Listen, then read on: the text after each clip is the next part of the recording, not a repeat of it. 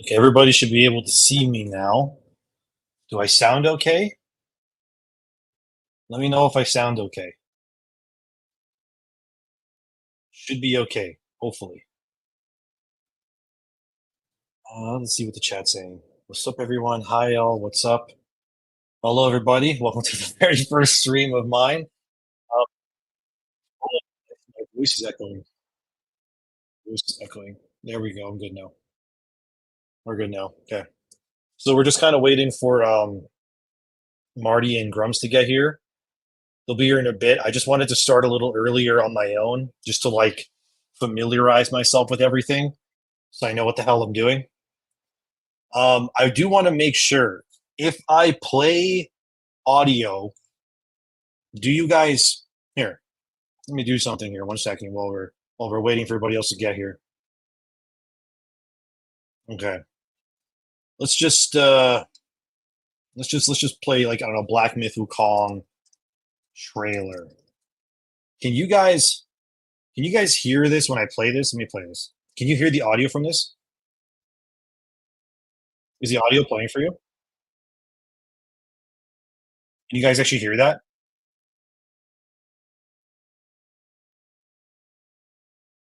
Because I need to make sure that the audio on the other side's working. You can't hear the audio. How do I fix that? Good thing I started early so I can fix this. Um,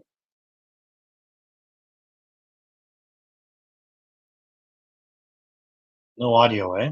Damn. Hello, everybody. Hello, Genki. No one can hear the audio. Damn. How do I fix that? How do I make it so that it plays? We need to fix Canada. Holy crap! His name Andrew Tate's genital warts. Turning on audio may fix it. What stream are you using? I'm using StreamYard. You have to share it. I am sharing it, aren't I? Um, hmm. Weird that it's not playing the audio, which is that's the only thing I can't seem to figure out before the stream starts. Is how do I? Because I'm not a streamer. Obviously, it's my first stream ever I've ever done. And usually when I do a stream, like I'm on Yellow Flash or something, share the audio from tab. How do I do that? How do I do that? Is this the button? No, that's not what I want. That's not what I want. Maybe this button? Cast to a device. Uh, that maybe? Is that how that works? Watch me just mess something up. Do better? Yeah, I know, eh? Get X-Ray Girl here. Okay, let's see. Does this work now? If I play this? Oh, I can't. Oh shit! That's playing on my TV. What did I just do? Oh my god! How did I manage to do that? What the hell? I just like try to set it to my freaking TV. Once I gotta turn my TV off. Wrong button. I can hear colors now. Yeah, 1 second. What the hell did I just do?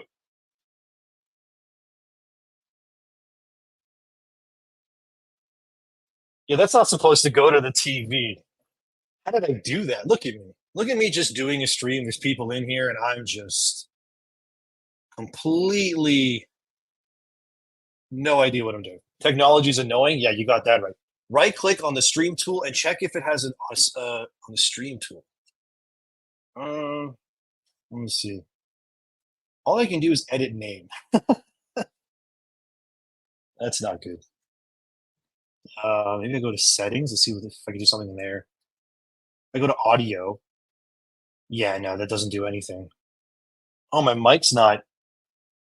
Jesus Christ, Mickey. Okay, that should sound way better.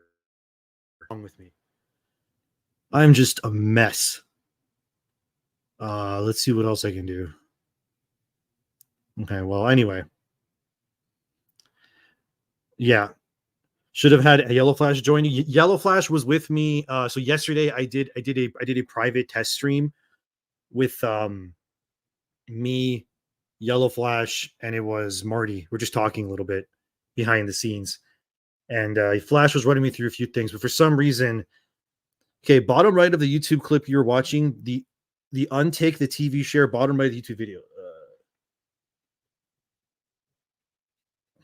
What the hell is he talking about? Yellow Flash is laughing in chat, probably. Yeah, Trivium shirt. I know. That's my favorite band. So I figured I represent them. I love Trivium. My favorite band, man. I love them so much. I literally have a Trivium tattoo on my arm. I don't know if anyone even knows what Trivium is, but there it is. Silence in the Snow tattoo Trivium. It's huge. Goes all the way up on my arm. There you go. Whoa. Someone gave me a super chat from Tomok for $50. So have you been liking your time with the monkey? Dude, I have been loving Black Myth Wukong. I'm on chapter 2 right now. I think I'm near the end of chapter 2. I'm about I gotta be near the end. I was reading how many bosses were in chapter 2. Apparently in Black Myth Wukong, there's like 17 bosses in chapter 2, and it feels like I've killed that many. I'm on a boss. It's not really a spoiler to say the names of the bosses because the bosses have such like weird names. So I'm on a boss called Wind Sage, which that doesn't really tell you much. Just tells you the boss uses wind. And yeah, it's that's the only boss giving me a problem at the moment. And but thank you for $50, man. That's a lot of money. I'm really loving Black Myth Wukong though. It's a really fun game. It's awesome. I'm really enjoying it. I really want to keep playing it. But today I have to make my video. I'm almost done the writing part. Oh, someone's in the private chat. Who is this? Oh, Marty's here. Okay, Marty, if you want to join. Oh, there he is. There he is. Talk. Say hello. Hello. So Marty. you hear me okay? Everything working? Yeah, I think so. Good. For another $2, we need to call you Gary of the North. Call who that? I'm in Canada over here. It's really bad. Did you see Razor Fist? Whoa, it's going so fast. Did you see Razor Fist reaction to the Kami Monkey? No, I did not. I did not see that. No. Oh, yeah. That's okay. So there's public chat over here. Oh, that's going. Yeah. So go on the actual my YouTube page. I'll go to live, and then you can see everything there. All right, we're just kind of waiting for Grummz, but at least Marty's here. So everybody, this is Marty O'Donnell. He is the composer of Halo and Destiny. So all the music you love, he's done everything. And I guess you can just let chat know who you are, Marty, more than that. Yeah, let's see. I'm trying to connect to let's see. Just see over here.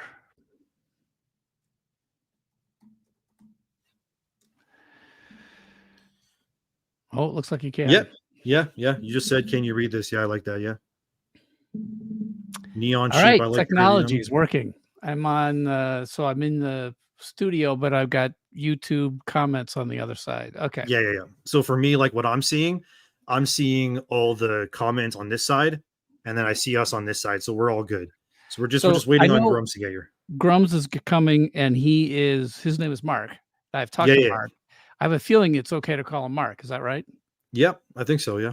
And you and I have talked, but I can't remember if you told me your name. I didn't write it down. That's okay. You can call me my real name if you want. I don't really mind if people know it. My real name is Milan. Oh, that's right, Milan. I wrote that down, but or you can say Endy. I don't really mind. Doesn't matter to me. Endy, Milan doesn't matter. Let me read some more of these super chats. Oh, North Scout, what's up, dude? We would play Helldivers all the time. What's he saying? I live in Henderson and I'm a proud voter of Marty. Oh, well. Unfortunately, well, do you live in the part of Henderson that was in my district? Because I only got a little sliver of Henderson. But if you voted for me, I appreciate it. Trust me. There you go. Let's see what else we got. Let me check other ones. Northern Paladin, just for $2. Didn't say anything, but thank you very much, Northern Paladin.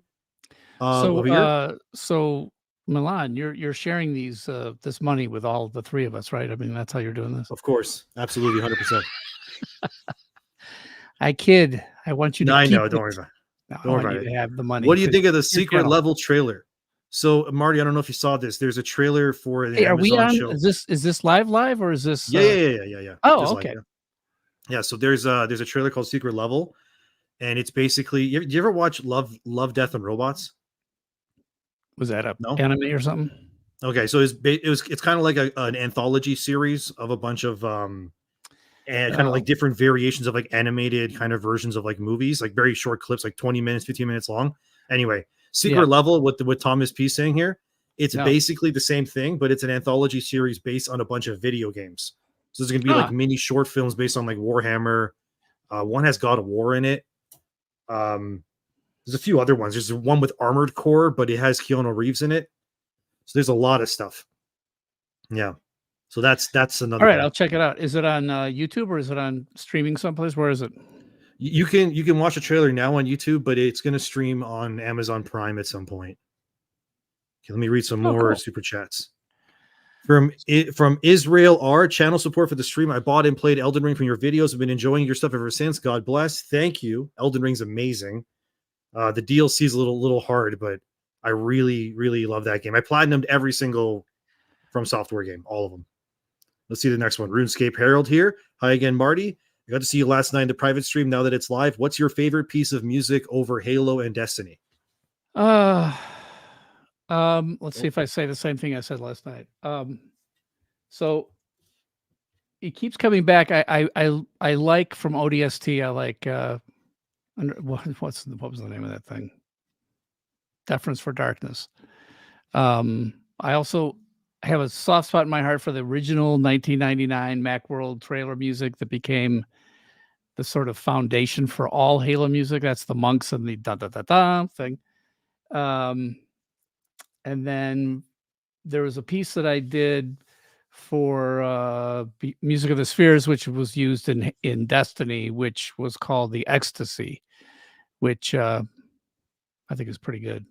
So yeah, I mean, one of my questions for you actually was, Grummz is here. One sec, let's add him to stage. Hello, Grummz. Oh, I gotta move your face. Move my face. Oh, Grummz. So I get to call you Mark, but you won't show me your face. Okay, I get it. Because the secret is I work from home. I'm always taking care of the kids, and I don't have to get dressed or do anything with my hair. I got a shirt on. I was in politics for like half a minute, so I have to still look, like something. Oh, VTubers are hot. That's where it's at. Okay, gotcha. Do you know what a VTuber is, Marty? Sure, of course. Some social media crazy thing that I'm too old to understand. No, what is it? That's fair enough. It's like basically it's just like being a YouTuber, but you have a virtual avatar instead. Oh, okay. Yeah, this might look better if I do and like it's this. it's live animation. Usually of a pretty anime girl. So that's the meta. I'm assuming that you made this looking even if you're a guy to yourself. Oh no! This VTuber was made for me by one of my fans, actually. Oh, so yeah. This is it's insulting to you then personally? Oh, thank you. I see we're picking up just where we left off. Absolutely. Come on. Thank you, War Pig, for the 5 memberships. Thank you very, very much for that. Let's go with another comment here from Ben. Razor Fist basically said people shouldn't be supporting a game, Black Myth Wukong, in spite of wokeness, when the literal place where the game comes from is communistic and funds all the woke garbage, ruining the West. Well, ESG funds everything here, so pick your poison, I guess. Who's Razor Fist? He's a YouTuber. I've never actually talked to him. I have no problem with him, by the way. I have no problem with him. I just haven't talked to him. He's usually on side scrollers. And he's on other stuff. He's usually on with Drinker or Nerdrotic or something, but he does a lot of rants. I thought of something this morning. I'm just going to get this out of the way. Thank you for 5 more as well. We used to pretend like this online world is virtual reality, right? It's sort of a virtual reality area. Well, virtual means almost, right? So it's almost real. We're not actually in the same room with each other. We're not actually, having a relationship, but it's close. It's virtual. But the thing about the online everybody is that actually bugs the hell out of me is anonymity. And the fact that it's like everybody gets to have some made up name and nobody knows who they are, which means there's no personal accountability for who you are and what you're saying. Except for me. Look at me, Marty O'Donnell. Everybody knows who I am. I'm out there. I say my stuff. You know, it's me. So that's just a little thing I've noticed. I wish we were a little closer to reality, because the one area we can get close to reality is to actually say our names. Like everybody online here, it's everybody who's in the chat is like some made up name. Yeah, so, I mean, I don't know. It's just a thing. It's a little thing I want to. I feel like that's okay, because then people don't, target other people for the most part. I mean, obviously you're Marty, you're I'm a game target. developer. Yeah, exactly. Yeah, exactly. Okay. I actually have some questions. I have on my phone here. So one of my buddies, his name is Dan, one of my best friends for like so long. I told him that I was going to be interviewing Marty, and he said, "Okay, I have 2 questions that I want to ask Marty." So, okay. The one question he really wanted to ask you was, what inspired you to make the Halo music sound the way it did, especially the monk part of it? Well, I've talked about this in many other places, but I had been working on Halo for a while, so it was it was a conceptual thing. It was, a couple of test levels that we played it at Bungie in Chicago. There was a warthog. We ran around shooting each other. Sometimes we were in third person, and we would flip it to first person to see how that felt. And then, Marcus and Jason we got this opportunity to do a thing for Macworld with Steve Jobs introducing it. And all of a sudden it was a scramble. Okay, how are we going to put this build that was working pretty good on PC with full sound design? How are we going to do this on the Mac to show off OpenGL? Was it called OpenGL? Yeah, I think that's what it was called. Grummz would, or I'm going to call you Mark Grummz. Mark would you remember. Call me Mark. OpenGL. That's fine. Anyway, so we were going to show off OpenGL, but so we could get the engine on there just barely up and running and working, and it looked great, and it was smooth, and then the scripted demo you see from 1999, which was like third person super soldier, which turns into Master Chief eventually, the warthog, the aliens, the whole thing. That was working. We could actually script something, but we had no sound at all. So the idea was, what are we going to do for this show? And I said, let me go record a real orchestra and, live musicians. And just before I went in, I had like 3 days to do it. It was a weekend. And so just before I went in, I said to Joe, the guy who was the sort of the writer for us, Joe Staten. Everybody, I think, knows who Joe Staten is at this point. Yeah.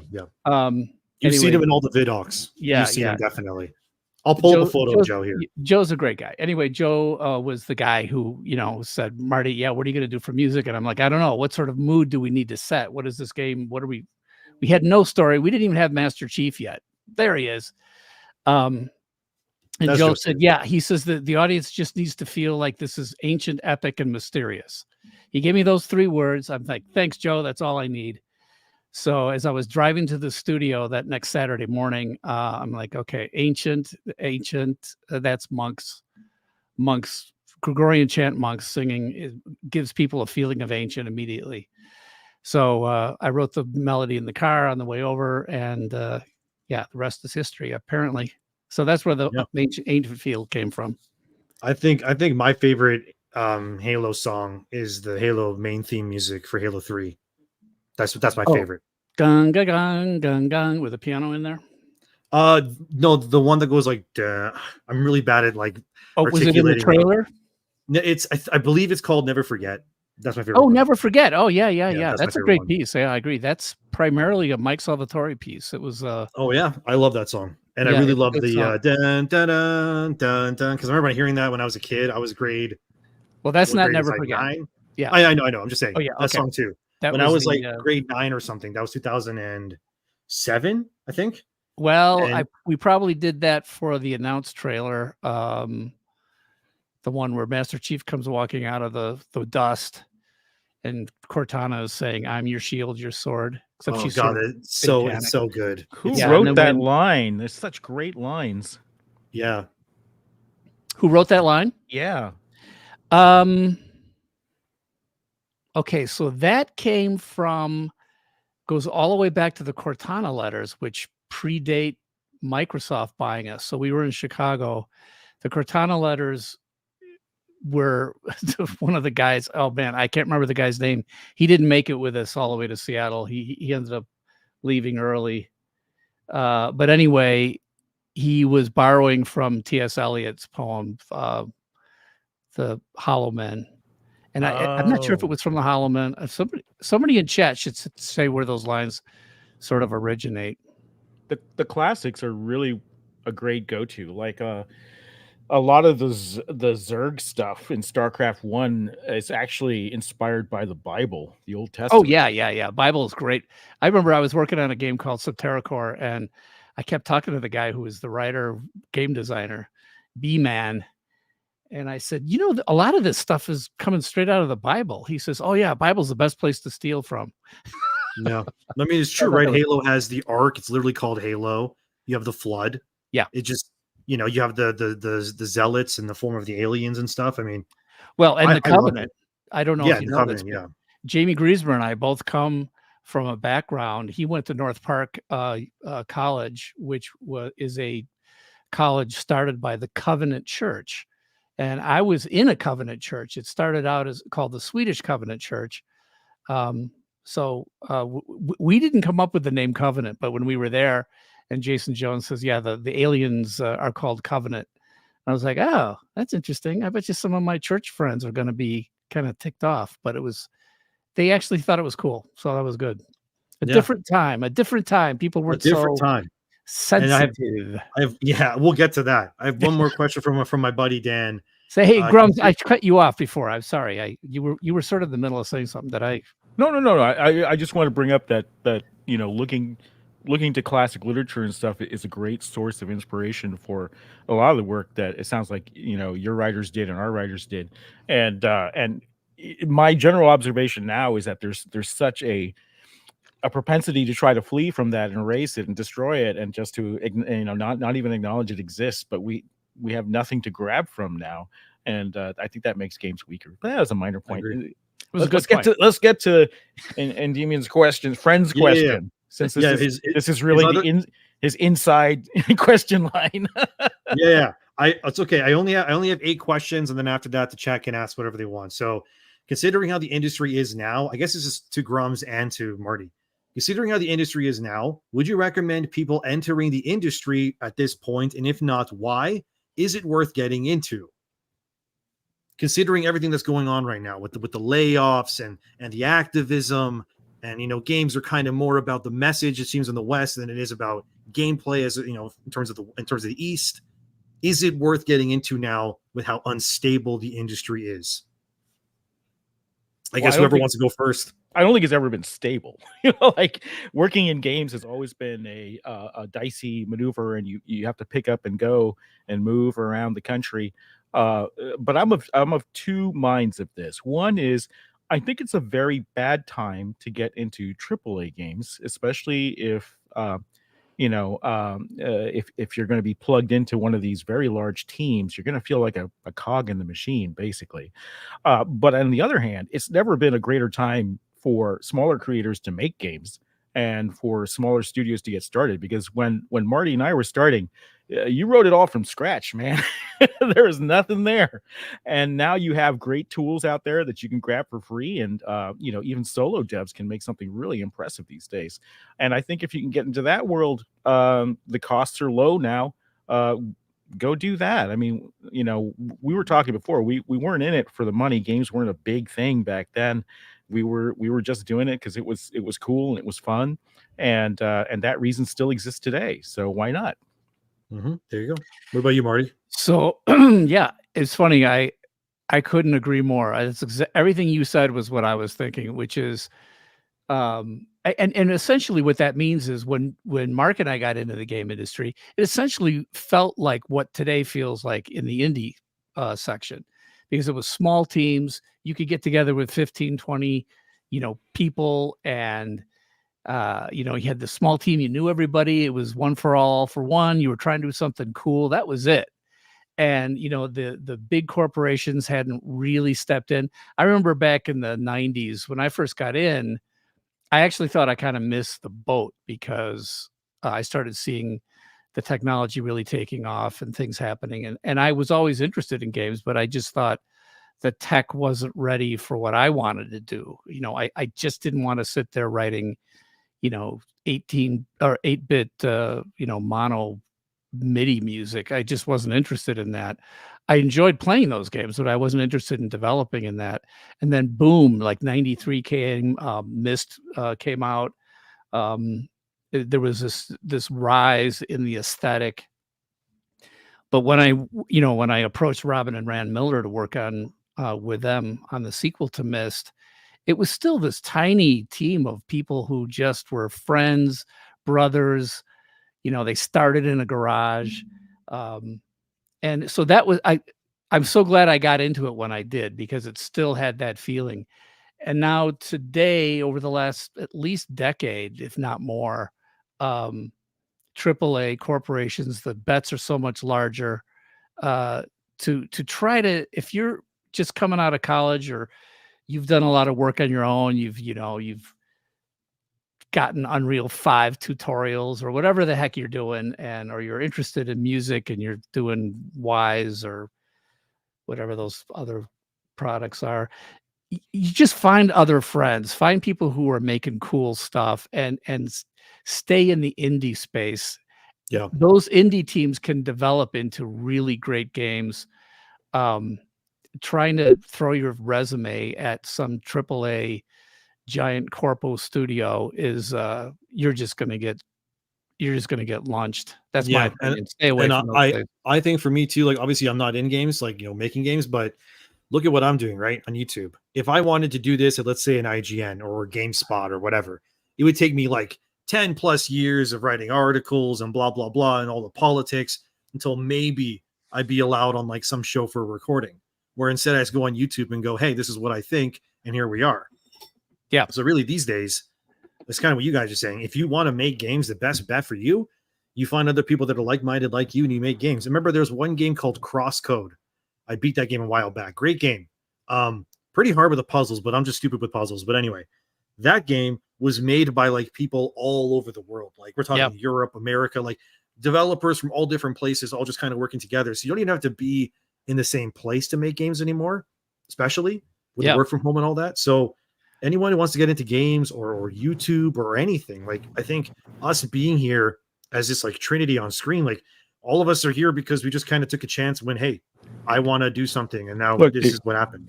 You don't even need to do your own art or music, because if you look at, Dota came out of, and eventually League of Legends came out of our editor for StarCraft and Warcraft games, specifically, and I believe Bungie has an editor, right? The mod community goes all the way back. I mean, Doom was doing it, and then Marathon did mods, Myth did mods.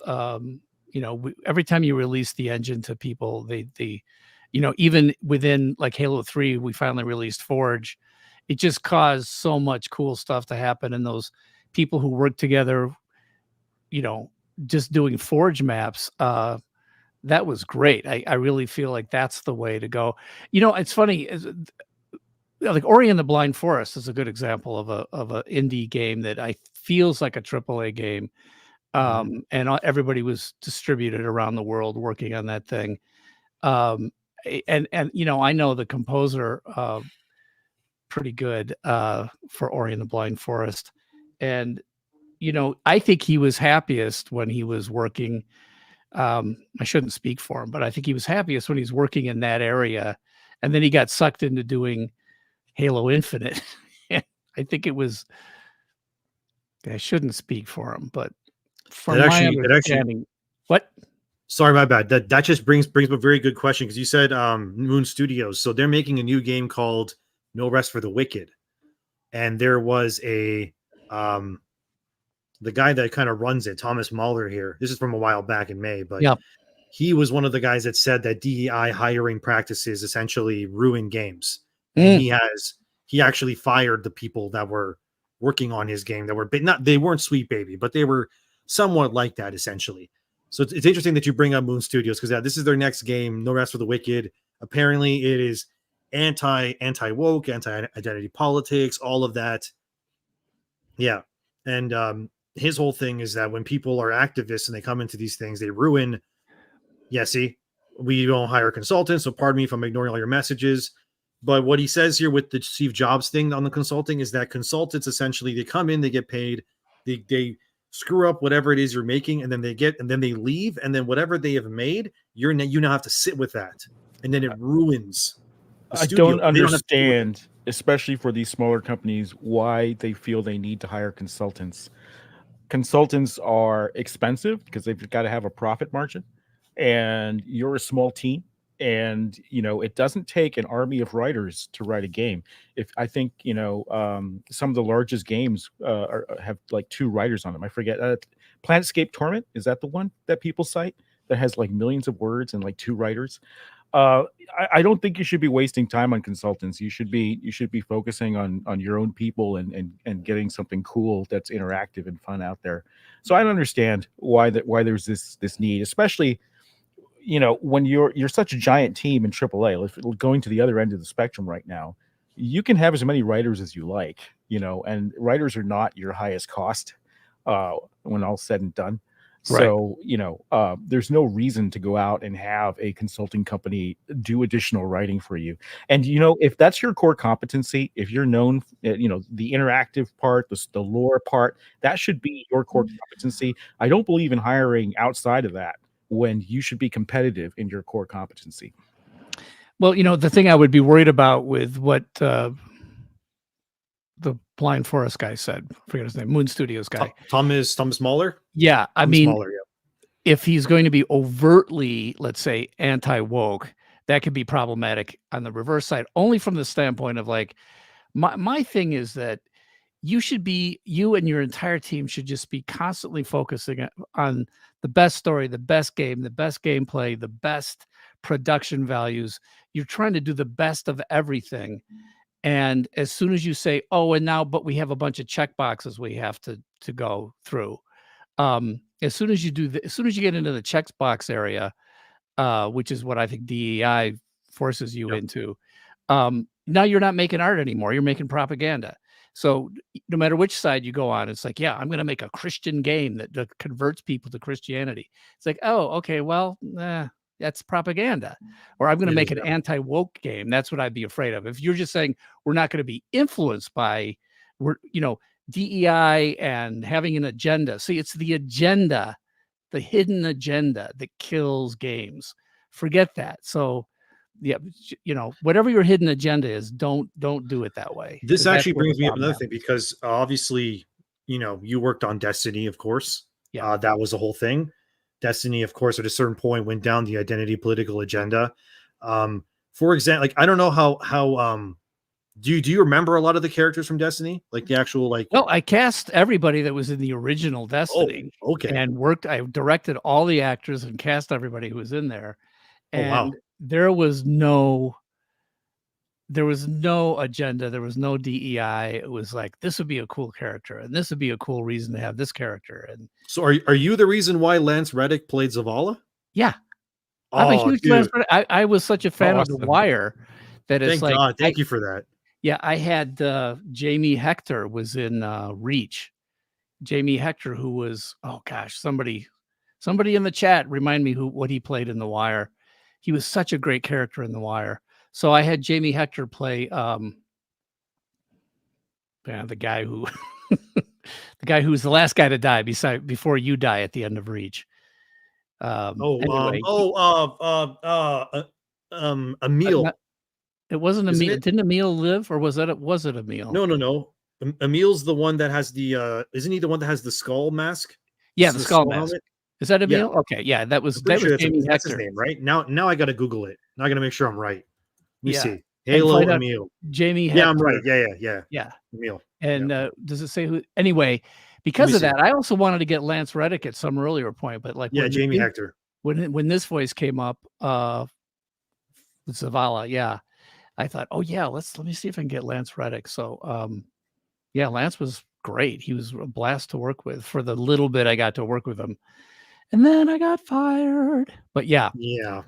But I don't remember anything at the beginning of or through my time at Destiny which went up until just a few weeks before we were shipped. None of those characters, I feel like, had anything to do with checking any boxes at all. That's what I wonder, because there's, for example, there's 2 characters in Destiny. One's called Same 14, one's called Osiris.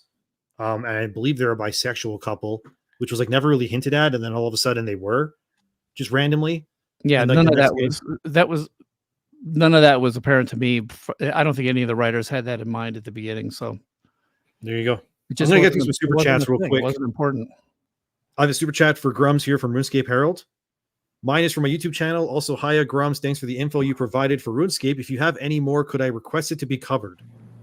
Well, okay, the RuneScape community pretty much voted with their comments, and they're fine with their game being revised for the woke agenda.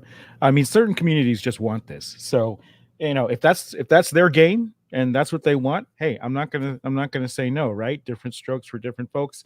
Go play that game, but that's definitely the direction they're committed to.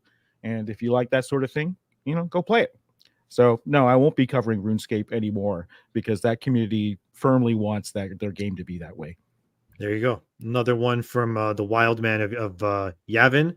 Warthog, it looks more like a puma. I mean, yeah, it does technically. It looks kind of like a what's his name from Lion King, the warthog from Halo. It looks like isn't it Pumbaa? Pumbaa, that's his name. Let me look that up. I'm pretty sure. All right, there's some guy named Bill Bones. Hey, but I'm going to call you out, Bill. Yeah, Marty made Destiny all by himself, and Mark made whatever Blizzard game, World of Warcraft, all by himself. None of us are saying that. We're just giving here's what I worked on. Here's what I did. There was a huge team. There were writers, there were designers, there were producers. Well, producers didn't count very much, but anyway, that's a joke. Neither of us are saying that we are the reason for these things. We're not taking credit for everything. Oh my gosh, you cannot make it. I don't think you can make a game by yourself really anymore, because even if you're using, out of the box tools, somebody programmed all those tools for you. So I mean, goodness sakes. Anyway, Bill, get a life. Let's see what the next one we have here. This one looks like it's more for me. From Northern Paladin, compared to Dark Souls, how difficult is Wukong? So far, I'm in chapter 2. I would say Dark Souls is much harder. Elden Ring is way harder. There's only one boss so far in Wukong that I think is actually quite difficult. It's called Wind Sage. That's what I'm on right now. But besides that, it's not hard at all. What about difficulty compared to Stellar Blade? Stellar Blade's easier, my opinion. Okay. Stellar Blade's really easy. I didn't think that game was hard at all. I Hey, by the breezed way- through that game in like a week, not even. Speaking of Wukong, so is that a Chinese dev Yep. company? Yeah. Yeah, let And, me look it do up we for know you. how big the team is, or are they part of some giant? They're not. They left Tencent. Oh, they Because were with they Tencent. They Okay. wanted to make a single player game, which in China you don't do. You do gacha games. You do mobile games. Got it. And they bucked the trend, and I believe they have some investment from Tencent. I heard 5% or less. I'm not sure if that's true. And they also have a publisher who normally is in traditional media. I forget the name of the company. I looked it up a little bit earlier this morning because I got curious too. I don't think it's a large AAA budget at all. Nor do I think it's an indie budget. I think what you're looking at is what we're now calling the AA range, where we're talking about 50 million or so. Yeah. I think that's what we're looking at. We were calling that triple I at one point. Triple, I like that. Triple I. Yeah, but it doesn't seem to be a very big company for game science. What town? What city are they out of, or are they around? Are they distributed? Shanghai. Shanghai. Okay. So This is right Hong here. Kong, Shanghai. Oh no. They're from Hangzhou and says Shenzhen. Shenzhen, big electronics center in Shenzhen. Guangdong. Yeah, they also they got their offices recently attacked or something, like spray painted by like feminists or something that were mad about the game, which that was interesting. I should look that up actually. Here, Game Science Studio vandalized, I believe it is vandalized. So I see in chat that people are like, well, in China you're mandated to have a communist loyalist installed in aid the military on your team. That's true of certain larger companies. Like certain larger companies, they do require to have sort of like a not a person there, but they have to have like if you want favors from the government, like free land for your development or that type of stuff, then you can trade stuff like having classes on communist doctrine to your employees. So they have their own thing going on for sure, just like we have our own DEI and ESG seminars. But it's like picking between two evils when you get to a certain size. But these smaller companies, it's uncertain how much of that is involved. Okay, let me go to the next one. If I change my username to my real one, you wouldn't need a page 20 of Google to find me. It's so common. Tomak, thank you for the $10. This one's from Kamchi. Well, let me just change it so we can see Grummz better. There we go. You guys think we should write a letter to Nintendo to warn the DEI and ESG madness and the poison they bring? You guys have the solid evidences. I guess that's more for Grummz. Well, look, there's a couple offices, right? There's Nintendo Japan, and then there's Nintendo Seattle, and USA. Yeah, USA headquarters in Seattle, and they have the Treehouse, which is their big team there for localization and everything else. From what I'm told, and I've only visited the offices once. I was there for lock check for StarCraft 64 for like 10 days, and but what I've been told by some insiders, and take this with a grain of salt, is that the progressive politics do get into the U.S. teams, and then Nintendo came by a couple of years ago and kind of cleaned house, right? They said, it's getting to be a little too much. And people are expecting that to happen again. Maybe, but what the concerning trend here is that Japan and Japanese AAA publishers are definitely going down the DEI route. They're hiring for those positions. They're talking about it. Square Enix has a department for it. Capcom localization, definitely. Yeah. So you're seeing this, and they're being very public about it, which is interesting. I don't think that's a good route to take these days. I think the tide is turning, and gamers want something else. But I think if you're Nintendo, you're pretty safe because you stick to wholesome kids games and things like this. But you could end up like Disney. That's the danger, right? Disney was very wholesome, very much for kids, and now they're promoting things to children that where parents don't want to take them to the parks anymore. Exactly. That's the danger for Nintendo. Hey, before you take the next super chat thing, let me just I want to say one thing about consultants, especially if you're going to be doing some sort of global, you're hoping to release globally, which pretty much any game probably could have a global reach, right? And you got, translations in all these different languages and everything else. So back at Microsoft, we had a consultant who ended up years later, people know her as Kate Edwards, and Kate was president of IGDA for a while, and her thing was just global sensitivity, not in the DEI sense, but just in that cultural sense of like, hey, is there anything in your game that could tick off an entire country? It's like that you're doing, and you're just not aware of it. I forget what the name of that thing is, and she still has a company that I think is a really solid. Spend some money on somebody like that, just to find out, like if you're building a car and you decide, all the people in the company say, let's call it a Chevy Nova, and then in Mexico that means no go.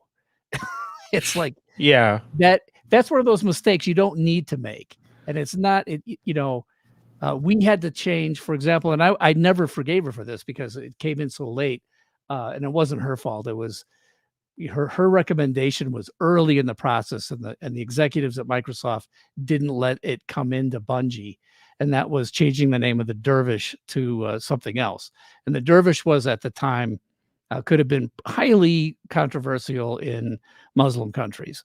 So it was a good thing that we changed it. I just wish we had submitted the script and the character names early in the process, which was the time to change it, which is also the time she figured it out. But, the communication was bad, sort of like the special service at Trump's outdoor rally. Yeah. We had a slightly different approach on World of Warcraft for that sort of like, hey, let's not get it wrong in the country we're in. Yeah. We actually had a local office in Korea, and we had a lead at that local office. I worked very closely with him, and then I actually would go to Korea. I'd go to all the game rooms. I'd be talking to people everywhere, and so when we were getting cultural feedback on that, I wasn't hearing it through some third party. I was getting it direct on the ground, and I was getting it from someone that actually was embedded in our company, running that office. And I think that's invaluable. Obviously, I grew up overseas. I grew up in Asia, so I see this. What you're talking about, like American companies trying to sell big vehicles in Asia when it first started off, or giant washers and dryers that don't fit into Japanese homes. I mean, that definitely happens. But what's happening now You mean like the Duke? yeah. What's happening now is you're not getting good information anymore. These consultants are coming in and they have a political agenda. And this is definitely I have a lot of contacts in localization, especially in Japan, in Osaka, right? And these are a lot of foreigners who work for these Japanese companies like Capcom, and Capcom goes to them for, hey, what's the Western market going to think about this? And they're telling them the stuff that's going to tank their sales. They're telling them that, you've got to stick a chick in it and make it gay and lame. I was literally about to say that. I was just about to say that. Yeah. And it doesn't work. Yeah. And so, but these companies are listening to these people, and I don't think they're getting the right information, because this information is no longer about how do we make the best game and the best sales. It's just, how do I advance my agenda and get this big company to make changes. That's exactly what I think with Sweet Baby. The same thing is that they don't really care how well the studio does. I mean, they've closed so many already. They ruined Suicide Squad. That's $200 million down the bucket. And I think 8 or 9 years of development time, which in the same amount of time, Rocksteady made almost the entire Batman Arkham trilogy in the same amount of time that it took Rocksteady to make Suicide Squad. And like, you tell me which ones did better. You know what I mean? Here's my recommendation. And this is what I did. Right? You get the information, but you go on the ground. Leads and Western games should travel to the countries that they'll be their biggest markets. China is a huge market, for example, everything else. And don't just visit one major city. Go around and then go to the game rooms and bring a translator with you and talk to people on the ground that are actually playing the games, because you have to really, I think, if you're serious about culturalization, you really have to get in there and do the work on the ground floor if you're going to be making big game changes to facilitate that. Yep, I agree. Okay, let's see what other super chats we have. We have A from A Junior. Thanks for sharing the truth, Endy and Grummz, and NO. Maybe he meant Marty there, but thank you for the $2 there.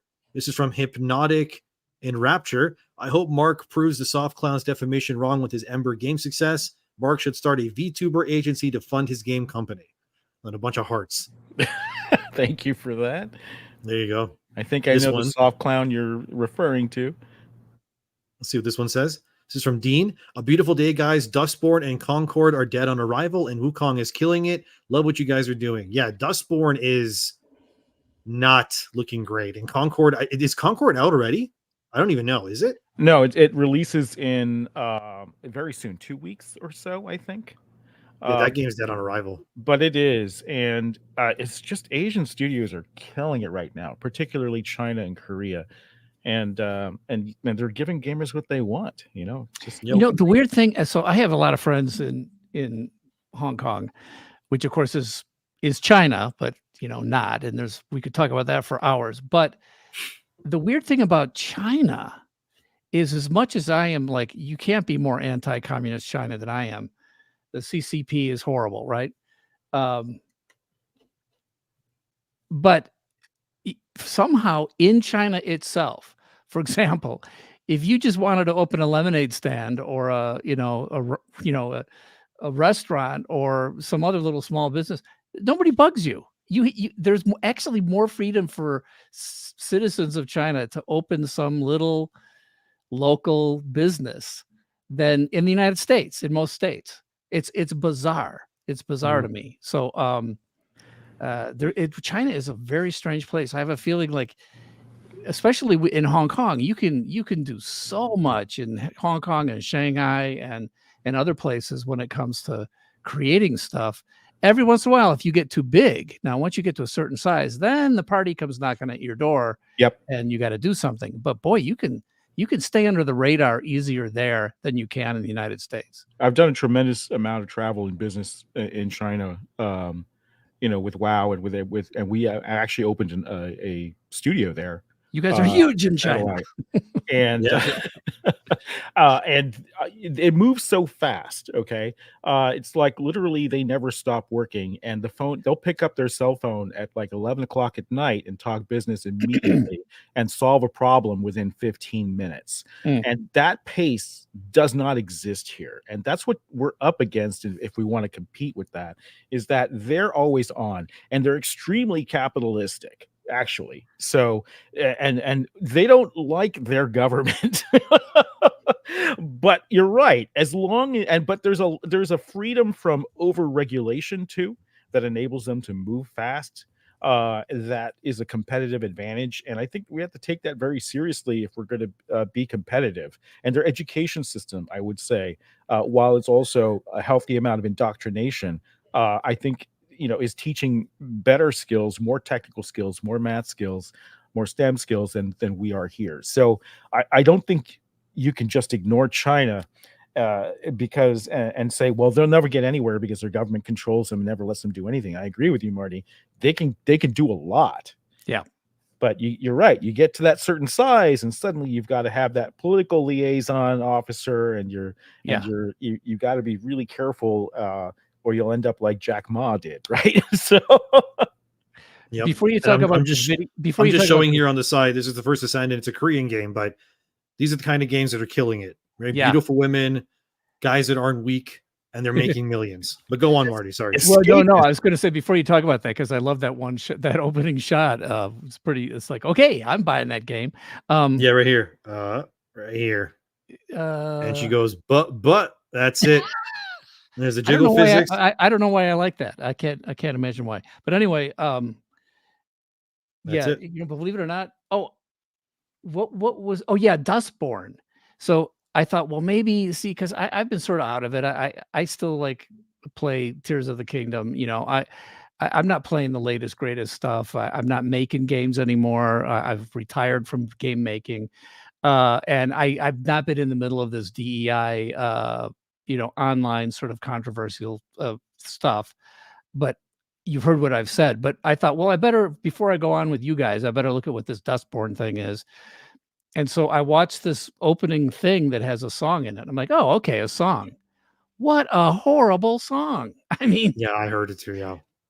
I mean, even if it's like supposed to be horrible, it's not even funny horrible. It's just crap. It's just a crap song. You're talking about this one, right? Yeah. Oh my gosh. It was just like, it reminds me of the time Opie was trying to be in a rock band on Andy Griffith's show, which predates all of you kids. But it was like, oh, that's not what kids who were trying to be in rock bands sound like. It was like some corporate version. This is like a corporate version of what, punk or something? I mean, it's just horrible. It's not a song. It's not even funny. It's just, okay, that's it. I mean, yeah. I mean, you look at this, like you have the overweight character with the vitiligo kind of skin. So she has a little like skin markings. There's a Korean character over here that's like a K-pop character. And then the villain over here is the American flag or version of it, I guess. And they're singing about bringing refugees and stuff into the city. And I don't know if you can you guys hear this if I play it? Can you hear that? No, but I love the lyrics where they say we're the new porn. Like we're the refugees. It's like we're the refugees. Maybe I shouldn't play so I don't get copyright strike or something. But yeah, this is what gaming is today, right? Like it's awful. Well, I cannot imagine who would actually like anything about that song or the opening or these characters unless you have such an agenda. So I have no idea. Maybe the gameplay is spectacular. Could be. Who knows? I don't think so. I've done games with tons of different kinds of people who were the characters. But it was never, we never did it because they were different. Like we made Golem, and it was the guy who played the dad, and the dad was a black guy, and he was, the guy who voiced him was half black, half American Indian, and the girl who played the lead role was a young teenager black actress. Oh, she wasn't actually a teenager. She just sounded like a teenager. She was a black actress. The character was a teenager. But we didn't do that because we were trying to prove some sort of diversity point.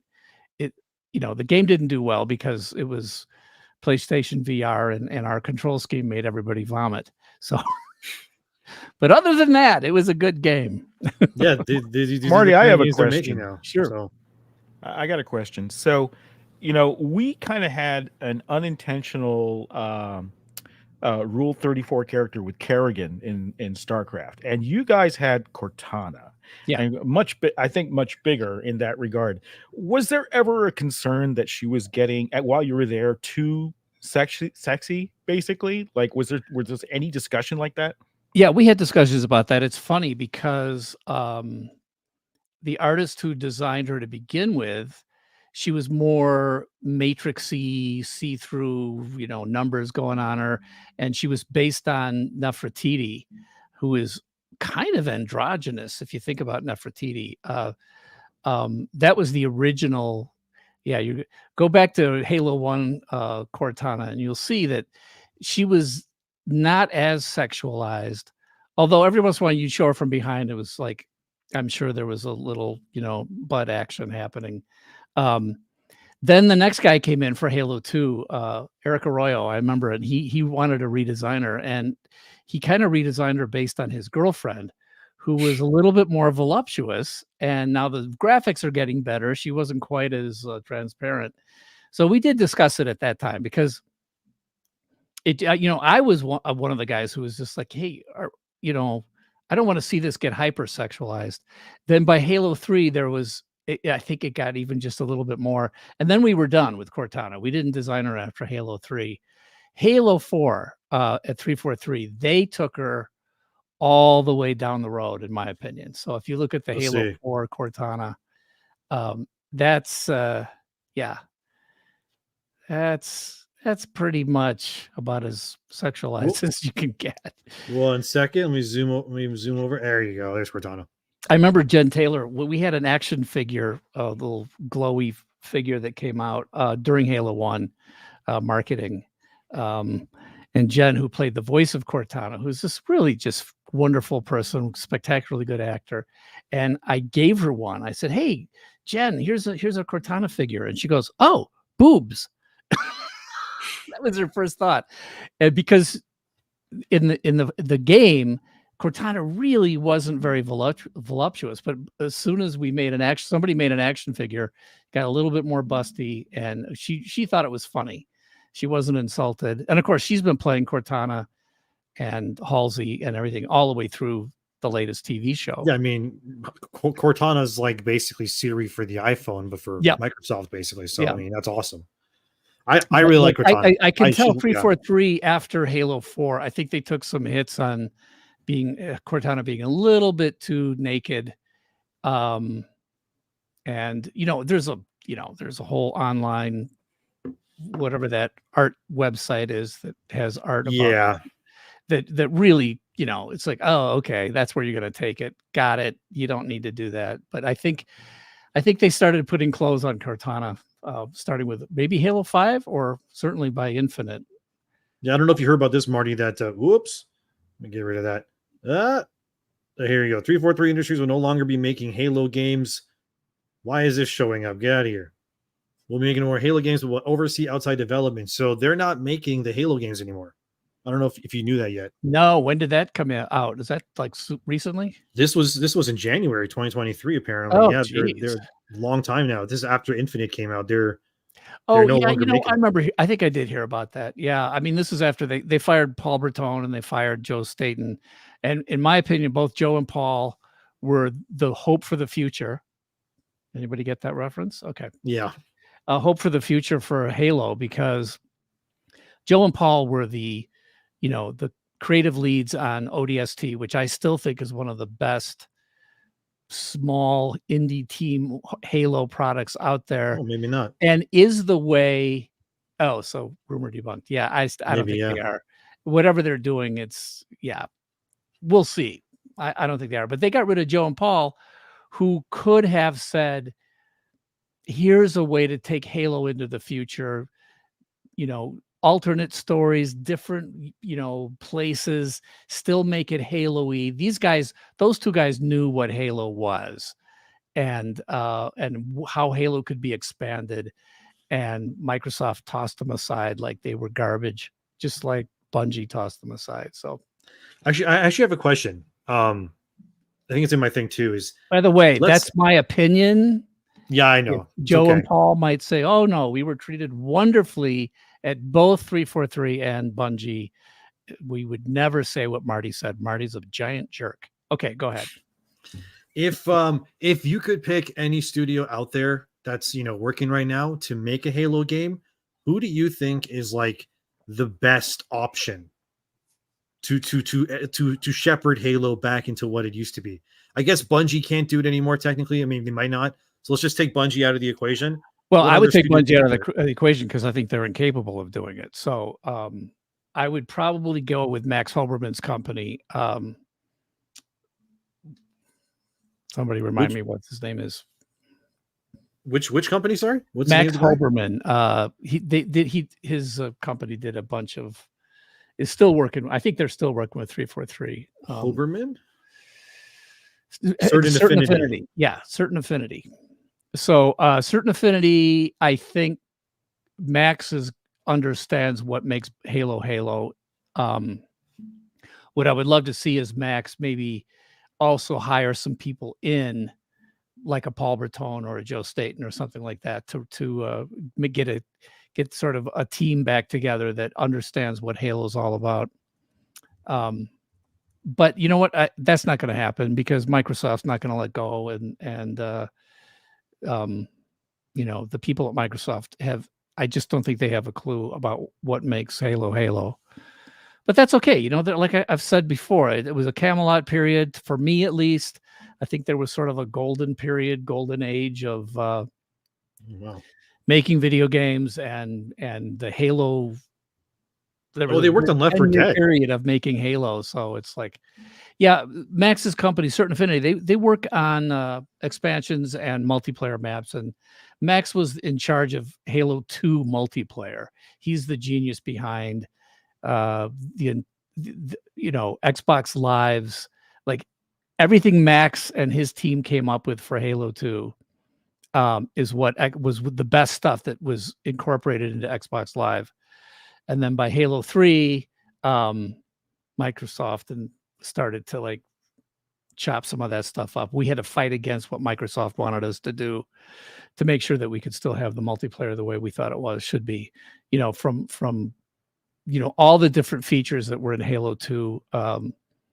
That's Max. Max did all that, and his team. Oh, wow. So see, I'm not taking credit for that. How about that? I'm not taking credit. There you go. Yeah, that'd be a good fit. I was going to say, like, if anyone can make a Halo game that'd be interesting, I'd go with someone like id Software, but I don't know if they'd ever do it because they're too busy with Doom. Not id. No? Yeah. Forget id. The reason id I don't think can do it, well, number one, they're owned by Microsoft now. But the reason that I don't think they can do it is I don't think they ever understood the actual importance of story and characters. That's my opinion. I know it'll be controversial, but I mean, what's his name? Who's the guy who started id? The programmer. He said, story in games. Carmack. Yeah, Carmack. He said story in games is just like story in porn. And I'm just like, John, no, if that's your attitude, then you're never going to have a decent story in any of your games. And I don't think it is known for its deep, compelling stories and lore. Is it? Maybe I'm wrong, but no.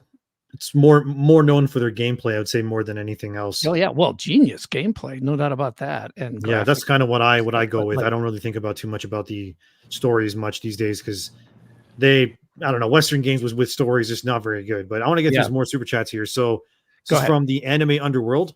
I'm writing a graphic novel about 2 demigod heroes of Hades. How can I make my characters not appear as diversity, equity, and inclusion check boxes? I'd probably say just make sure you write the characters first about write their strengths and weaknesses, and don't worry too much about their ethnicity or their gender or anything like that. Add that in later. Try to make the core of the character compelling first, and then you can worry about what color their skin is or what they're attractive to. But if you make what they're attractive to the basis of their character, then it's no good. Yeah, I think That's my opinion. Character motivation for me is everything. It's like why do they have these beliefs and what are they pushing for? And if you build strong characters around that and not make the story about their identity, then I think that you can have any identity you want and the character is going to carry it. But if you start with the identity and you work backwards, I think that creates a far weaker character. And that's how you end up with Dustborn, by the way, over here. That's how you end up with them singing about refugees and God knows what else they're doing in this game. That's how you end up with that. So, next one. Is from Marty, from Jacob Andrew, Mr. O'Donnell. When Halo 2 was about to launch, were you guys nervous? Geez, no, I don't remember us being nervous at all. We were so relieved to be done with the crunch. We knew it was going to be big. We knew it had a lot of solid stuff to it. The thing that shocked me the most was I was talking about this the other day on, I don't know, my Discord channel or something. There was a certain amount of popping going on in the cinematics, depending on what kind of Xbox you had. We didn't even know there were different Xboxes, but there was some weird thing that I went over to a friend's house and they started it up and the opening cinematic came up and there were some pop-ins that happened. And I was just absolutely mortified because we thought it was, pretty polished and had a lot of pretty good stuff in it. And we knew Halo, we knew multiplayer was gonna kill. So no, I don't remember anybody being nervous. There you go. This one, it looks like also from Marty. From That's a Random Name. Halo 1 and Warcraft 3 are what turned video games into a passion for me. I'm now making a sci-fi indie game. Any chance Marty could do the soundtrack? It depends how much Marty costs. I don't know. There's no chance. I'm too old to work to jump back into the fire. I mean, building video games is hard. It is just stinking hard, and I don't think I can handle the. I could be a consultant, so let's not. I could be a sort of an audio music consultant guy, but I don't want to actually. I don't want to work. Hey man, I'm 31 and I already don't want to work, so I understand 100%. I see your Pro Tools setup back there with your Yamaha NS10 monitors. Yes, I retired from video game production, but it doesn't mean I'm not making music and doing stuff anymore. It just means I'm not doing video games. Are NS10s your favorite? Is that? Those are not NS10s. Those are the next generation NS10s. Oh, all right. Yamaha's next version up from NS10s. Okay. NS10s were, as you know, they were ubiquitous. They were in every recording studio in the world, 30 years ago. And you sort of had to have NS10s because you knew that everybody was mixing on NS10s. So you had to know what it sounded like. And they were good. They were true. They were a little bit hyped at the high end, but if you mixed a decent mix on NS10s, it sounded pretty good on everything. So yeah, and they don't break the bank. I mean, no. I think it's like headphones. Like I never understand why people have these $1,200 headphones. I'm like, well, what you're hearing is not what everybody's going to hear. Now, $20 pair of headphones are not good, but I've always liked the Yamaha, whatever they were. I got them someplace, but they were sort of $120, $80. I forget. They were in the mid-range headphones, and they were true and they were good. Let's keep going now. So this one says, Kamchi. I mean Japanese company, but thanks. Also, Worry Mega Man. Don't know what that's about, but thank you, Kamchi. Let's just keep going. Ben Dexstar says, just want to say thank you all and love all of your work. Thank you very much. Maybe their work more than mine. Their work is like long-standing. Well, you've already established that you don't actually do any work, so that's exactly. I just talk about video games and stuff and hang out with my friends. Next one. I kid you guys. Don't worry about it. Hi, Dragon Star. Destiny has some of the best music behind it. Marty, did you have any suggestions on what tools a novice could use? Should I take classes on music? Yes, you should take classes on music. Holy mackerel. It's sort of like saying, I want to be a great artist, but I don't want to actually open a book about art. That doesn't mean that people who are self-taught can't do amazing stuff. Believe it or not, Mike Salvatore is self-taught. He doesn't read music. Paul McCartney is self-taught. He doesn't read music, but self-taught is not really true. Like Paul took lessons essentially from his dad, and Mike took some lessons. He never learned how to read music, but he's a guitar player. Most guitar players don't need to learn how to read music. Yes, I think the more education you can get, the better. Except that if you start to get too in your head and you forget, your instincts and your heart, then the education will start to dampen your creativity. So you got to keep the playfulness and the instincts and the gut feelings. You got to keep that on one hand and then get the education on the other hand, so you can sort of meld the two together periodically to check and balance. So yes, education is important. Well, another one from Marty too. From Spartan Klutz. Hey Marty, big fan ever since my eardrums heard the iconic theme. My question is, what is your favorite Halo game? Not just because of the story. Well, I've said this before. There's something about that first Halo game that still resonates with me, because I think, like Mark was saying, back in those days, we were kind of making it up as we go along. We were trying things, throwing things at the wall, see what sticks. There was just this attitude of like, well, this would be cool. Why don't we try this? And I wonder if this will work. And well, can we tell a story this way? And can we tell it that way? Can these characters work? Can we do this? There was so much cool stuff that we did on Halo 1 that it might not be the best game, but I feel like there were extra magic things that happened around that game that still makes me feel like it was the best for me. There you go. And thank you to Ador Soto for the one membership. And thanks to Edwin as well for becoming a YouTube member as well. Thank you. RuneScape Herald for Marty. Were you ever consulted by music for the Halo TV show on Paramount Plus for Grummz? Do you like Light No Fire from Hello Games? Thoughts? Okay, I'll go first. No, I was not. Okay. Did you also like that Master Chief doesn't wear his helmet in that? Or do you think that was dumb? There's almost nothing about the 2 seasons of the Halo TV show that I liked. And I'll tell you what, I'll give you the shortest version of that. It's not about the story. They could tell, there's all sorts of stories I think you can tell in a Halo universe. It's the characters. There's absolutely no reason to fundamentally change who the characters are. And that's what they did. They fundamentally changed the most important character in the game, in the show, which was Master Chief. Master Chief is not a one-dimensional character in the games. He might have been a little one-dimensional Halo 1, but by Halo 2 and 3, and he was a more interesting character. There's just no reason to have him be this weird self-analyzing guy who takes his helmet off and gets super angry and goes running and trying to kill Halsey, and then Cortana shuts him down like he's a robot. I mean, it's like, what character are you doing here? And then obviously the Master Cheek scene, just that was it. That was it for me. It's like, okay, I can't show that on YouTube, but yeah, I know what you're talking about. I can't show that, unfortunately. All right, so I'd love to, but I can't. And then for Grummz too, do you like Light No Fire from Hello Games? Thoughts? I know so little about it, but I'll tell you that I was a pre-orderer for No Man's Sky. So, I experienced that whole thing. I have a lot of respect for any studio that turns it around like that and keeps going. It's something that should happen more in games. I see huge projects that cost so much money, like Anthem, for example, and they just end up being canned by the publisher when probably if they had pulled like a Final Fantasy Realm Reborn or something like that and taken a year off and redid the game, they could have saved that project and perhaps made it $1 billion franchise, just like No Man's Sky did. So I'm a fan of the company, and I'll check out the game No Fire. So yeah, definitely.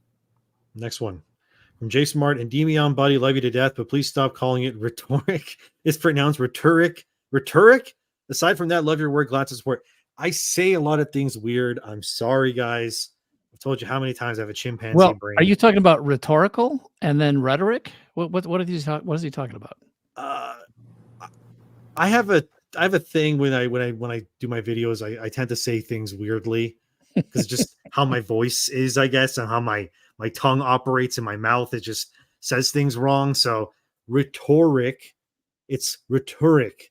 I always No, it's call not it rhetoric. rhetoric. It's Rhetoric. Rhetoric. Oh my God. See what I'm talking about? Or you say I say that's things weird. I'm sorry. rhetorical. So the emphasis is on Tor when you say rhetorical. It's okay. I used to pronounce citadel, citadel. There you go. I just have a weird way of saying stuff. That's the epitome of pronunciation. Oh my God. Epitome. You see what I mean? You see what I mean? No, everyone has weird ways of saying stuff. It's not just me. You can also put the emphasis on the wrong syllable. There you go. Oh, Jesus. From Monkey Man. Hello, Marty. Been a Halo fan since Halo Legends and Reach. Love your music and appreciate all the work you guys did on the original Halo games. Thank you. Yeah, that's funny. Halo Legends and Reach, which means this guy is a young guy. So he's younger, which means he's what, 30? I'm 31. Yeah. Well, I feel like I'm 80 though. You didn't play Halo 1 in 2001 though, right? You waited a few years? Yeah, I did. Did you really? You were like 5 years old? You were playing it? No, I wasn't 5 years old. I was born in 92. So when Halo came out, I was almost like 10 years old. So at that point, I already played like Pokemon, Final Fantasy 7, Super Mario World, Street Fighter, all kinds of stuff. All right. That makes sense. Yeah, I'm sorry. Yeah, I had these childhood friends, Vlad and Mickey on my street back in Ontario, and they were the kids that had the Xbox. So we go to his house and play Halo. Cool. And that was the first time I played it. And then we would just run through the campaign and play PvP and stuff. And like, it was so much fun. I loved it. But I played Halo my whole life. This is from Adrian Fuentes, who's $50. Adrian, I play video games with Adrian and our other buddy. We call him Saiyan Mexican. So thanks, Adrian. Nice to see you in here. $50. I didn't even know that was possible. All right, that means Grummz, you and I need to like get in on this thing. So get a VTuber. Yeah, get a little cute Marty O'Donnell VTuber. Thanks, Adrian. We should probably play. We're probably gonna play Marvel Rivals, me, him, and Saiyan. I literally played Fortnite with Saiyan yesterday, so we all play together. It's one of my friends. So thanks, Adrian. Next one. Hi, Dragonstar. When I meant taking classes on music, I meant music theory. I have soundtracks in my mind, but having a rough time trying to get it on paper.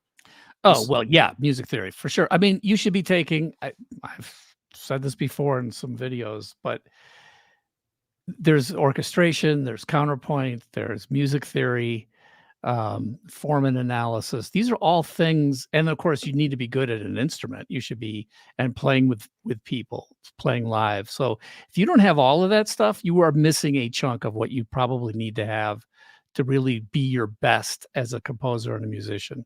And then, of course, there's tools like, whatever the latest tools are for digital audio workstations, you got to get good at that. But if you depend only on that and you don't actually know like what it's like to sing and play with friends and other musicians, and you can't read music and you don't understand theory, you will, it's like trying to be a writer and you've never taken, grammar or spell. You don't know how to spell. I mean, it's just like, yeah, maybe you still have great ideas, but you're going to struggle realizing those ideas. Nowadays, isn't modern music just plagued with one guy with a laptop writing who doesn't even know music, just string stuff together, and they're creating stuff that's a big hit for certain artists on Spotify. Like that's what I listen to Rick Beato a lot on YouTube. Yeah, I love Beato. He's great. He talks about this one guy with a laptop in his bedroom thing. What do you think of that whole phenomenon? Well, I mean, especially now with AI, the one guy on a laptop thing is it's not making good music. It's making music in certain genres that can pass as good for that genre. But these people, I just don't think they're making good music. I just think it's weak, and everything's going to start. I think Rick has a thing where he talks about the devaluation of music, which I think is really smart, and I think it applies to art too. What was it I saw? I think it was on your Twitter feed today, Mark, where the ray gun AI thing where oh yeah. Oh yeah. Here. I was just cracking up on that, but then I saw you said, "Oh yeah, I credited the wrong person. Here's the person who originally did it." Yep. And then I went to that guy's site, and that guy was complaining about how people are like, if you're going to use my my AI generated ray gun stuff, make sure I get credit. And I thought, well, what did you do? maybe he did a lot, but I mean, you know, it's like What the hell? That is freaking nightmare fuel, dude. What is going it's on? nightmare. But what I'm saying is, like, why does the guy who came up with this, like, what did he actually create, and how much did AI create? And if you know, I think there's going to be a thing in the future where people getting credit and, you know, people getting paid and It's saying this tough is now. mine because I have the copyright of what on.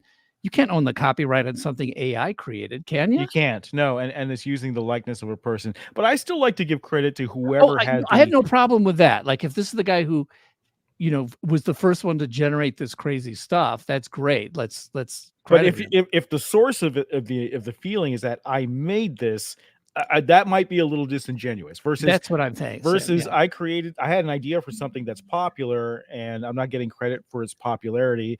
Oh, okay, you know. But if there's a line there, you go too far and then you start claiming that artistic credit on AI generated stuff. You know, I think that's, you know, Well, that's not artistry anymore. and we were doing this in music starting all the way back in 1982. So it's like you had synthesizers, you had a little drum machine, you did cool stuff, you did things, and it sounded great, and you mixed it. It was like analog tape, the whole thing. But as time went along, we started getting drum machines that were better and better. You started getting, and then you get into the you know, mid 90s, early 2000s, and now you're using live performance drum loops, and you're using live performance samples of things that are recorded that are phrases. And I did it, you know, I used that stuff. This is why I've told people today, if I was still in the game business, I guarantee you I would be using the hell out of AI to make my life easier. But I'm not sure it's good. Like, if I take a step back, I'm not sure using drum loops. So there was a point where I'm like, no, I'm never going to use drum loops. I'm always going to program all the drums, or Mike's going to program all the drums, whatever it was, or we're going to actually hire a live drummer. Woo. But like, eventually it's like, oh, well, this is a great loop. I'm going to use this and do something else with it. You start to wonder, like, how much credit can I take for some of this stuff? And now we're in a whole new world where, and it's not about taking credit. It's about, as an artist, what are you actually contributing to this thing? It's when I first started hearing DJs out in clubs and stuff, I'm like, you know, this DJ is great. Listen to this music. And I'm like, he's just playing. Isn't that person just playing a bunch of albums? He's literally, like, I didn't get it. Play on his Mac. Yeah. And you know, then I've gotten to appreciate the artistry behind what DJs do, but it's still like, you know, and it's like in rap, where the earliest sampling of, let's say, my friend Nile Rodgers, the very first rap song was sampling a Chic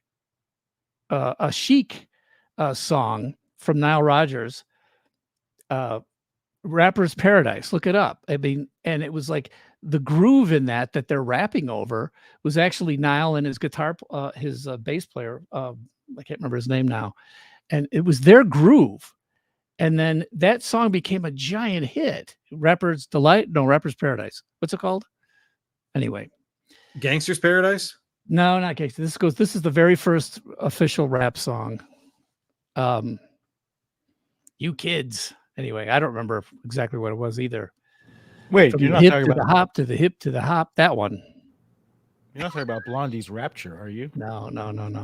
I don't know enough about rap music. I'm more of a heavy Rapper's metal guy, Delight. so Somebody just said it. Yeah, it is Rapper's Delight. Rapper's Delight. Yeah, anyway, the groove itself is Thanks, a groove Vash. from a Chic a Chic piece. Whoop. And there we go. Rapper's Delight. Rapper's Delight. Oh, D. Nice spelling. That was good. Oh no, it looks like DEI, but it's not. Anyway, yeah. So like, the rappers did the rap, and they did this cool song because that was what was going on the street, right? They were taking, they could loop rhythm sections from known pieces and then rap over them forever. And this was the first one that got, you know, recorded and then released. So, but like, you have to give credit to the guys who came up with the groove in the first place and actually played it. So anyway, I don't know. I went down into a rabbit hole there. Sorry about that. It's okay. Don't worry about it. I'm just reading the comments and putting with the ones that are funny. Heavy metal, yeah. I love metal music, man. So much. Repping Trivium right now. So, all right, here's the next one from Marty as well. Okay. From JC. Marty, can you please clarify what happened with Destiny's original story? Sounds like Joe Staten had a great story and the Bungie executives chopped up the story the last minute, resulting in the confusing mess. Thanks.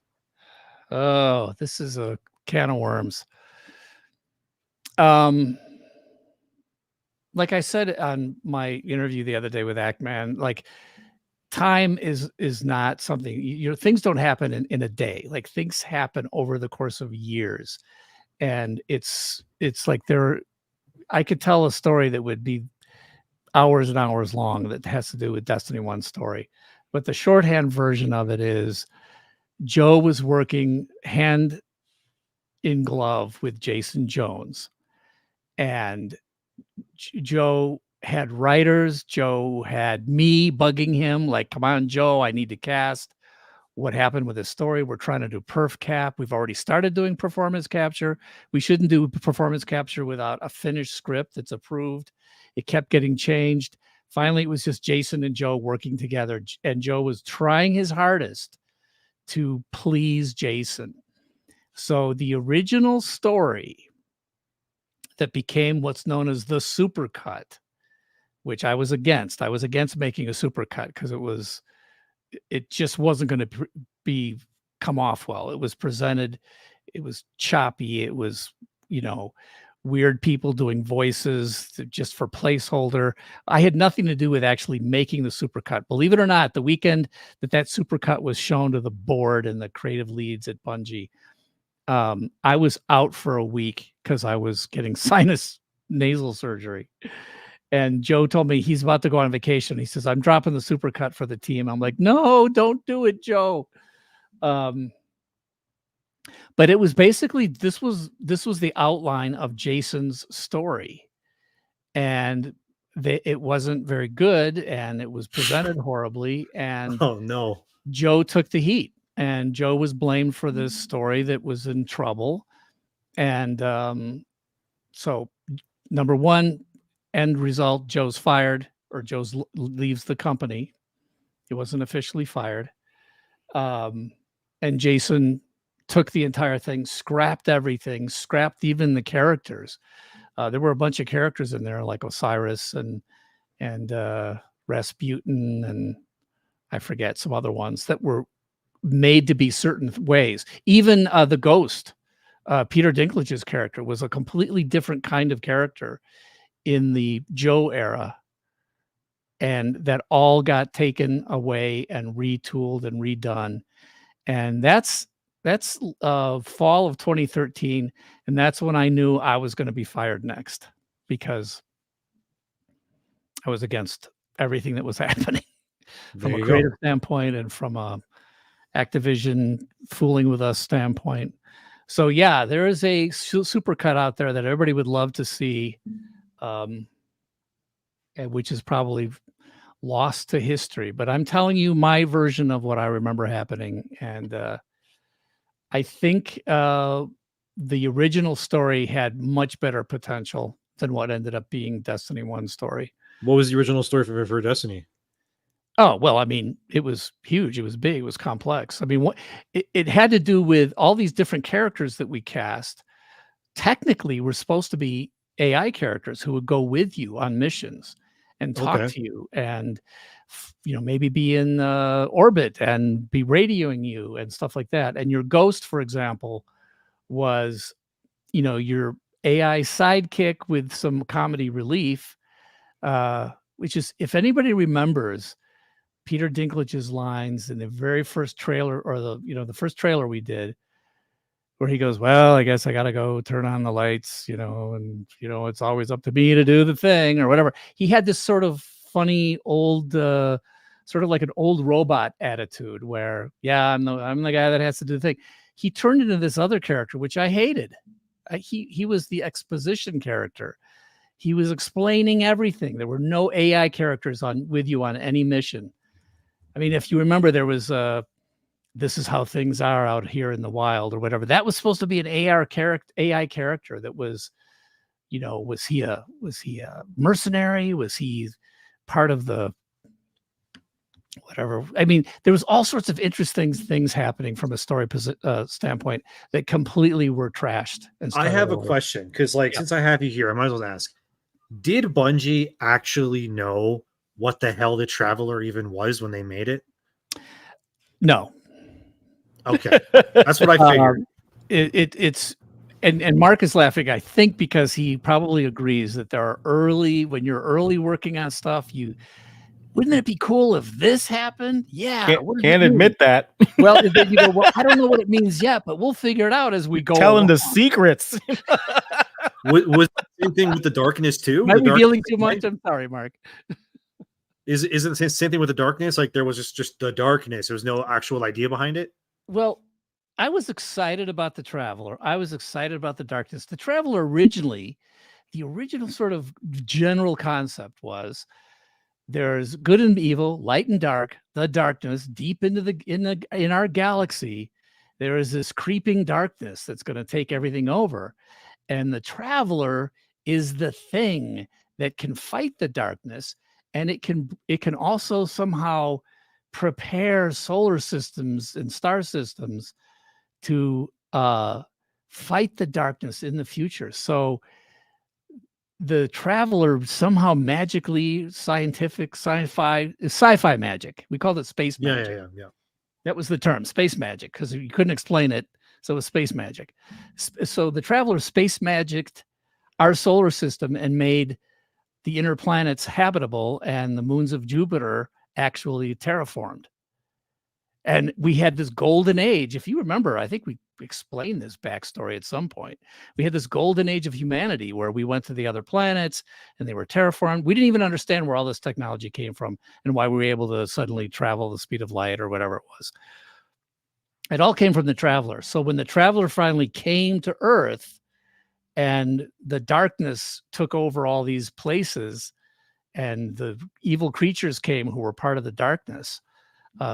So that's not a story. That's just sort of lore that's set up. But we never paid off the Traveler. We never paid off the darkness. I remember Steve Scott, who was one of our artists, top artist. He's so good. It was an effects artist. And he thought at some point, like, is the darkness going to be a thing that I have to make effects for? So like, what is the darkness? So that was a question for an entire year. What is the darkness? We never knew. So interesting. So they never had any idea what it was. Like I always figured, like a lot of people are saying, like, oh, the Traveler is like a Dyson sphere, which is basically like a mega structure built around like a sun or something. And it was like, no, but the Traveler was small. The Traveler was actually originally was a ship that we were going to, like, at the climax of the trilogy or whatever we were going to do over 10 years, eventually you'd go into the Traveler and it would be like a giant place you could live and have and then travel to another place. And the Traveler was it sentient? Was it just not what we never, none of that happened, obviously. So I don't even know what happened with this story, but I mean, I did work on the story of Halo 1 or Destiny 1 as it ended up being. I directed the actors. I worked with the writer who is this TV writer from England. I can't remember her name. Somebody should look it up. But she's the one that wrote all the cinematics for that. And I just remember thinking, man, I just don't get it. I don't get what this story is. It doesn't go anyplace. It's not leading us anyplace. So I know you played a lot of Destiny, right? Oh yeah, 100%. A lot of it. Yeah. So I mean, I think it's great that people can still get into whatever it was that was shipped. I can tell you, my opinion was that it was very much lacking, and it had more. But there was more potential in storytelling, in my opinion, with the original story. But yeah, it's gone forever. Let's keep going. From Adar Soto, hey Endymion, I enjoy your channels. Keep the good work. Continue winning, Gamergate 2. And also, it's good to see you again, Squishy Grummz. There you go. See? Thank you, Adar. YouTuber for the win. Thanks. Squishy. They call me Squishy, yeah. Oh, okay. Well, look at his cheeks. Well, Nice to squish it. Okay. Yeah, it's a kind of pokeable. Adar Soto again. It was a shame what they had done to him, and now people call him Master Cheeks besides Master Chief, and that's hilarious. Yeah, I know. They ruined Master Chief. I didn't even want to watch the show. As soon as I saw what they were doing with it, I was just like, I'm good, man. I'm out. I'm not watching this. I forget about it. They ruined it. And now You know, it's I'm not canceled, one of those so- people that say you absolutely can never remove Master Chief's helmet. I think there's probably ways that you could have done it and that would have been satisfying. I don't have a solution for it, but it's just not a hard and fast rule for me. But they absolutely, the writers of that show and the producers of that show did not understand the characters that they were working with, period. So there you go. Someone spamming That in was the chat tough trying to get because rid of it. you know, when we were pitching the Warcraft movie, that was creative control was always the thing that Blizzard wanted, right? Like, and that's the thing that Hollywood wanted to give the least to, because Yep. especially at that time, they said, you guys don't know anything about entertainment. We can't possibly let you make creative decisions about the movie. You know, and so that's what took so long to make a Warcraft movie, is finding someone who would give Blizzard that sort of creative control. And Blizzard had a department of, you know, animators and musicians and writers and everything else that just worked. Am I wrong? I think he just worked on cinematics, right? Yeah, Blizzard Cinematics, huge team. Yeah, really and I mean, pushed I the was boundaries. always in awe of everybody from Blizzard Cinematics. I'm like, oh my gosh, this is top notch. Everything, storytelling, shot selections, however, you know, the music. Jason Hayes, Oh, some of yeah. my good friends who did some of the music, and yeah, Russell Brower, and like so many people. There was just so many people who did such great work, and then but Hollywood, the people from Hollywood who have even almost no pedigree, they're just, well, we're from Hollywood, so we know better than you game people. And I'm like, oh, at least that's why I like Brad Bird. Brad Bird was a gamer, and understood that the game industry had people who were just as creative as the movie industry and the animation industry. And that's why he got, oh, come on, somebody. Jeez. I should write all these name downs before I do this. He did this. He did Who are we talking about? Sorry, I'm Ratatouille, reading the the comp. composer for Ratatouille. Oh, let's Google it. Let's see. Ratatouille. I'm going to spell Ratatouille wrong, aren't I? Ratatouille composer And also, Michael Giacchino. Giacchino. Okay, so Giacchino, Michael sorry. Giacchino was the composer for the first not Modern Warfare. What predated Modern Warfare? Oh, It's not Call of Duty. Come on. Big Red One or something? No. God. Let's see. So Michael embarrassing. Giacchino. Worse Let's than, look him up. Joe Biden. Yeah, he did do the Batman. Tochku said it in the chat. Michael did do the Batman. Giacchino, Call of Duty. Let's see. He did. He literally did Call of Duty. That's what it says. He says he did the music for Call of Duty. No, what became before Call of Duty, before they got bought? What was it called before Call of Duty? I understand. Medal of Honor, people are saying? Medal of Honor. There it is. Jeez. Yeah, Medal of Honor. So the first Medal of Honor with the you know, who are the two guys that, once again, it's two guys in a basement that started working together.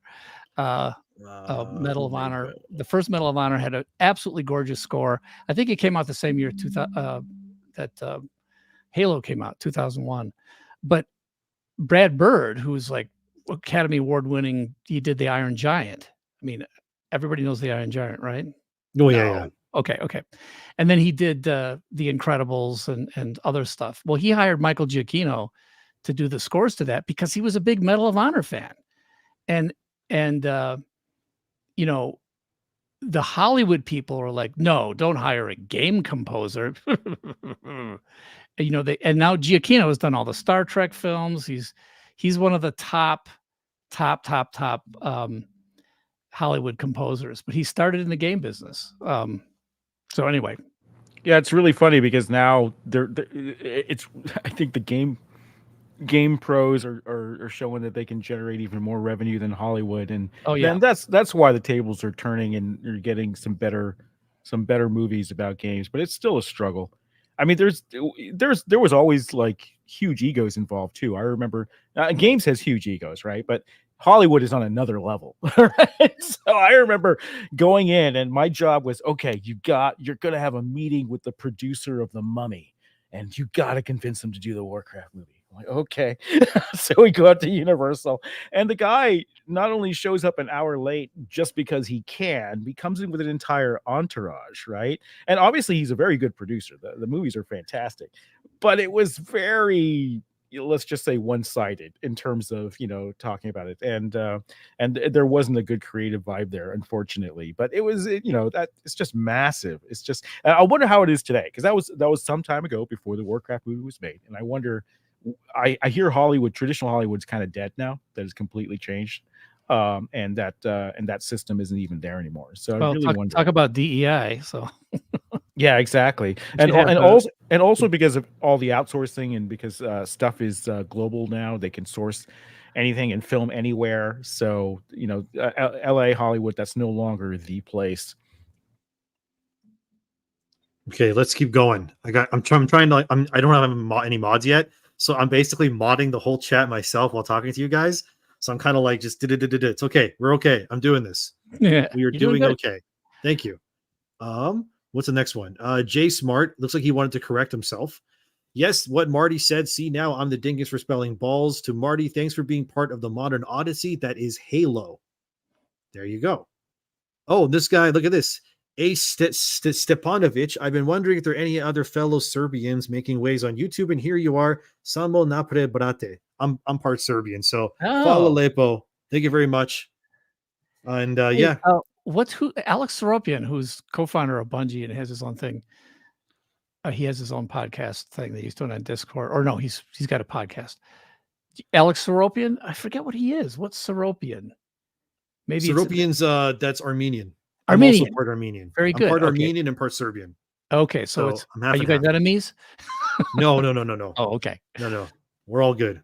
All right. I don't hate anyone based on what they are, because it's fine. It's all good. Me too. But thank you very much, Stepanovic. Hvala lepo. That means thank you very much in Serbian. Let's keep going. Sup, Andy. Love all you guys. No homo.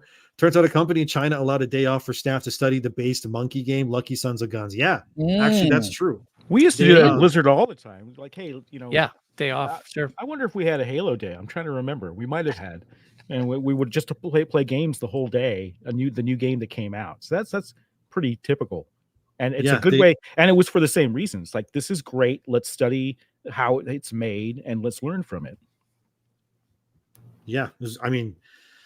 Yeah, they apparently bought them deluxe editions too. So they all got deluxe editions. They got paid for the day. They said, go home, study Black Myth Wukong, have your fun, and then come back the next day and go back to work. And I'm like, you know what? That is old school Blizzard. That's exactly what we did. We bought this game for everybody, and we all took a day and we played it, and we talked about it in the days after, and we learned lessons. See, that's what you're supposed to do. Instead, now it's what are your pronouns? Let's keep going. Slice tonics. Wait, real quick. Yeah. You just triggered something. Like 4 years ago, I was speaking at USC's game school. They have a master's in game design. And I was invited as a guest to talk and be interviewed in front of the audience. And before I started, they said, okay, well, we want you to tell who you are and, what you did at USC, because I'm a grad from USC, and what your preferred pronouns are, and, what games you've worked on, and da-da-da-da. And I was like, wait, what did you just say?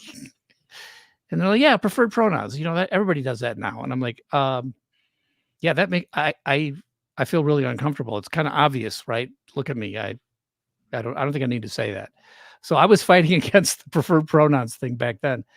So I decided in my head, well, I'm just not going to do that part. And then when the little show started, the rooms went dark, and they had this little intro, and there was a PowerPoint thing behind me, and it said, what is your name? What are your preferred pronouns? And I looked at the thing behind me, and I'm like, I'm being forced to do this. And so I said, I'm Marty O'Donnell. My preferred pronouns are maestro and maestros. And I went to USC in 1978. I mean, whatever it was. So that's my preferred pronouns, maestro. It works. It works. And everybody laughed, by the way, and nobody was insulted. Now, today, I probably wouldn't get away with that, but Well, you know what happened to the sound designer for, what was the game? Subnautica, right? He was fired for a tweet where he said, I identify as an attack helicopter. And he does stuff for me now, great sound effects and things like that. But yeah, that's how bad it was, man.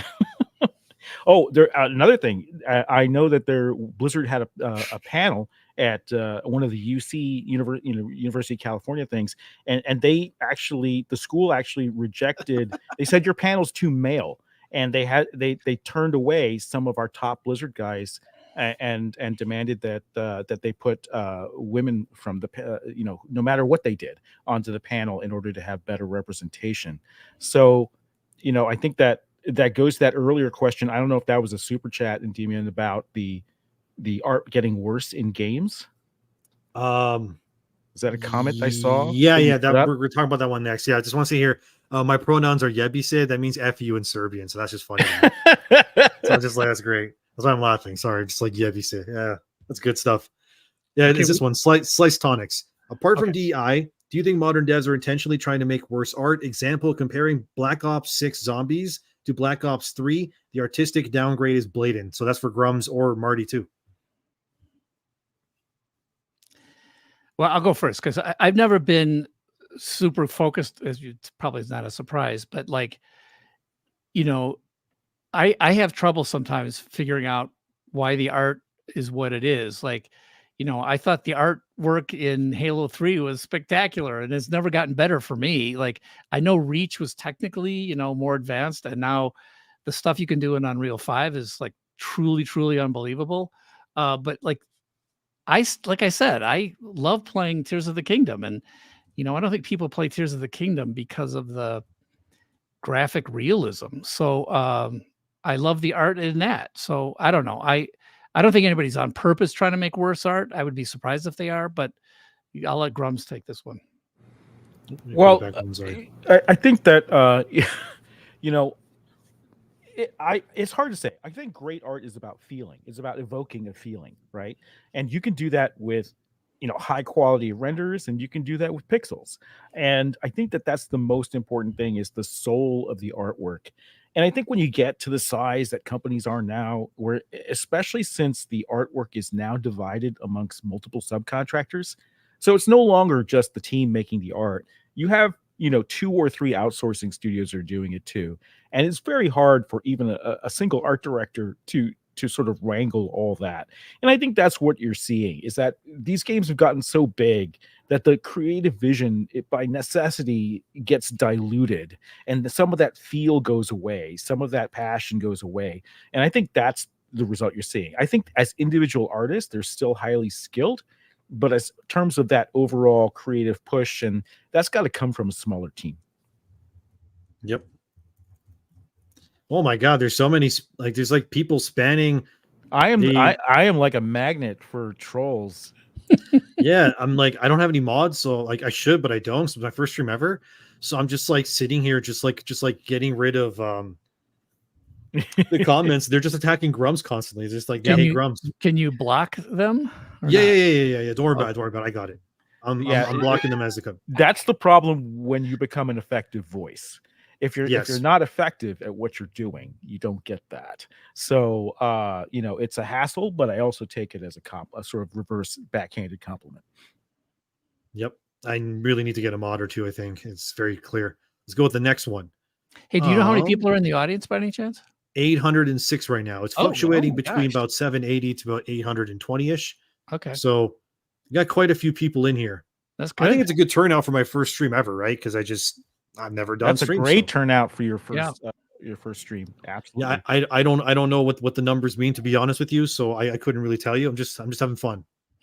So let's go on to the next one. From Unguard Gaming says, hey guys, I appreciate what you're doing, and I want to ask what your favorite overall game you ever played was. Also, you may want to handle the spammer in the chat. I'm on that, don't worry, but I'll let them answer what their favorite games are, then I'll answer last. So you guys go ahead. Go ahead, Grummz. XCOM, 48 hours straight to finish the first one, hands down. Wing Commander is the second one. 3 cases of Molson in 3 days with a buddy. Holy cow.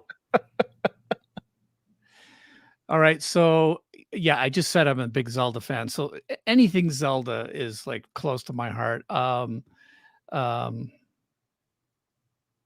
of Time somehow was just such a great game overall. I really, really thought they were amazing. But I also then the game Eco, which was ICO, which was also made by the guys who made Shadow of the Colossus. Shadow of the Colossus and something else recently. But Eco, for some reason, I don't know. I just felt like Eco just hit so many things right. I was also a big fan of Myst. I know some people think Myst is not a game. It is a game, and it's a wonderful game. And it was, yeah, there's Eco. You're Eco, thinking of Eco is you're just thinking of this beautiful. game. You're thinking of this game, the other game they made, The Last Guardian. Yeah, Last Guardian, right. Yeah. And those are all, I mean, Shadow of the Colossus and Last Guardian are good games. Don't get me wrong, but I think Eco, for some reason, just hit on all cylinders for me. And I also loved the first Rez, R-E-Z. That Rez. was just a trippy game that just sucked me in. It was spectacular. So anyway. I gotta mention Chrono Trigger too, because it's literally in my bio. I mean, I love the music for that game. I love the multiple endings. I love the way the characters' abilities work together. It was the JRPG I fell in love with. You know, and so yeah, that's why I say Chrono Trigger is best game. But in terms of the ones that just kept me up for nights, it would be definitely XCOM and Wing Commander. Yeah, for me, I gotta put Chrono Trigger in there as well. I love that game to death. For me, I mean, maybe it's a little bit of a basic bitch answer, but Final Fantasy VII, the original, when I played it, I was really young, and I thought the whole game was just Midgar. And then I remember exiting Midgar and then going into the open world, if you will, and just my mind being blown, just like, oh my God, this game is so big. It's a whole world out there. You know, you can run on the grass, and there's other towns, and there's caves and whatnot. It was insane to me. I couldn't believe what I was seeing. You know, it's funny because like the Bethesda games, the big open world Bethesda games going all the way back, whatever those were, I could never get into those games. I'm not sure why. Part of it was, you know, I'd start playing and I'd go into some room right at the beginning, and there would be pots and then cups and cloth and whatever. And like everything you saw in there, you could pick up, and it would like suddenly become part of your inventory. And I'm like, well, what is this for? Like, what am I going to use this for? It just allowed you to take everything, and almost nothing actually had meaning. And that drove me crazy. And then I really hated the static non-player characters discussion trigger thing where somebody just come up to you and like, hello, traveler, what are you doing? What's going on? I mean, just like, oh, I'm done. But so the first true open world game I ever really played was Breath of the Wild, which is probably hard to believe. Well, that's fine. But I remember thinking, this is not a Zelda game. This doesn't work right. This is not right. I'm on this plateau, and then finally I'm like, okay, now I get off of it, and I don't know where to go. I put it aside for a year because the open world aspect of it just sort of like was too much for my head. And then when somebody told me like, you got to go back to it and try again. I went back to it, tried again, and I'm like, I love this game. So apparently you can make an open world game that I love. So I love both Breath of the Wild and Tears of the Kingdom. I think they're great. So I probably, I tried to get into what's the one you guys were talking about before, the Elden Ring. Oh, and yeah. There's something about spending an hour and a half creating your character, and then when you go into the game and you don't see him anymore. It's like, why was I creating this character? Why was every little detail of the character so important? And now I don't see him. And for some reason, I stopped playing. So you should, if you think I should go back and try that game again, tell me, because I'll do it. No, yeah, you would. There, I just made to save myself. I just made Stephanie from Geeks and Gamers a mod. Oh, good. Just message me. So Stephanie will be taking care of the mod situation. Hopefully. Oh, Stephanie. Awesome. Yeah, I met Stephanie back in Texas when I went there to visit to see people. So she's a really nice lady. She's really great. Really short though, but a great lady. Surprisingly short. I couldn't believe, like, I was just like, oh, wow, okay. Nobody's short on the internet. No, yeah, it's okay. But Stephanie's definitely short in real life. She's very small, but it's okay. So thank you, Stephanie, for being here. I don't know how long we're going to go for, to be honest with you. We're already almost at 2 hours, but like we'll go for a bit longer, I think. I want to get through the other super chats. We were on Guard Gaming. Let me make sure one sec. Sorry. Where am I? Okay, here we go. So here right now, we got Absolute War Pig for $20. Just give it $20, no question at all. So thank you very much. You can ask a question if you want. It's not a big deal, but thank you. We have Denetska for 10. I'm 38, not American, never played Halo, but I recently learned how much it impacted the American public. Marty, I'm an artist too. Would you mind wishing me good luck? Salute to Endy and Grummz. Denetska, that actually sounds like it might be a person's actual name. So Denetska, yes, good luck with your career. Stay away from giant corporations trying to do AAA games, but good luck. Absolutely, yeah. All right, let's see what else we got. Whoop. Here's the next one we have here from Glitch Hunter 09. Endymion, that RoboCop game that came out last year is really good. You should check it out. I already did. I platinumed it 100%, did everything in it. I love that game. I think it's great. It's a little bit janky. It's made by Polish devs, which is probably why it's so respectful to the RoboCop IP. Everything feels authentic. They even got like the same faces from the actors in the original movie. Great game. If no one's played it, by the way, I highly recommend RoboCop. It's really fun. Again, it's janky. It's not like the best game ever made, but definitely great if you love RoboCop. I really hope they make a sequel because that game was a lot of fun. All right. Holy Diver. That's a good song by Dio. Seeing how they butchered Chief in the show makes me terrified for my favorite game, Devil May Cry show coming out. Oh, yeah, that's on Netflix. Yeah, that's coming. That's being made by the guy that did what was the other one that he produced? Castlevania. The Castlevania Netflix show. I don't know if Marty or Grummz saw that. I did. I saw the original, and then I watched Nocturne. I hated Nocturne. Nocturne was awful, but I really like the original Castlevania show. It's pretty good. But that one was awful. Yeah, but I thought that was good. I like that a lot personally. Well, how do you guys feel about Last of Us TV show? Because I actually thought that was really well done and it was very compelling. I think it went through too fast, in my opinion. Oh, okay. Yeah, it's still only halfway through, right? Well, I just mean like The Last of Us, like the very first season, going to the first game, it was too fast for me. Like there wasn't enough time of breathing room. It kind of felt like they just kind of hit the important parts, and there wasn't a lot of growth, in my opinion. And well, they wasted one entire episode that they could have. I'm not going to say what that episode is, but there's one episode I'm like, really, guys? Did you have to do this? That I felt preached to. So I don't like when games start when TV shows or anything starts preaching to me. I'm just like, okay, I almost left it at that point, but they got it back. But yeah, I agree. The ending felt a little rushed. The last two episodes. I didn't really like it.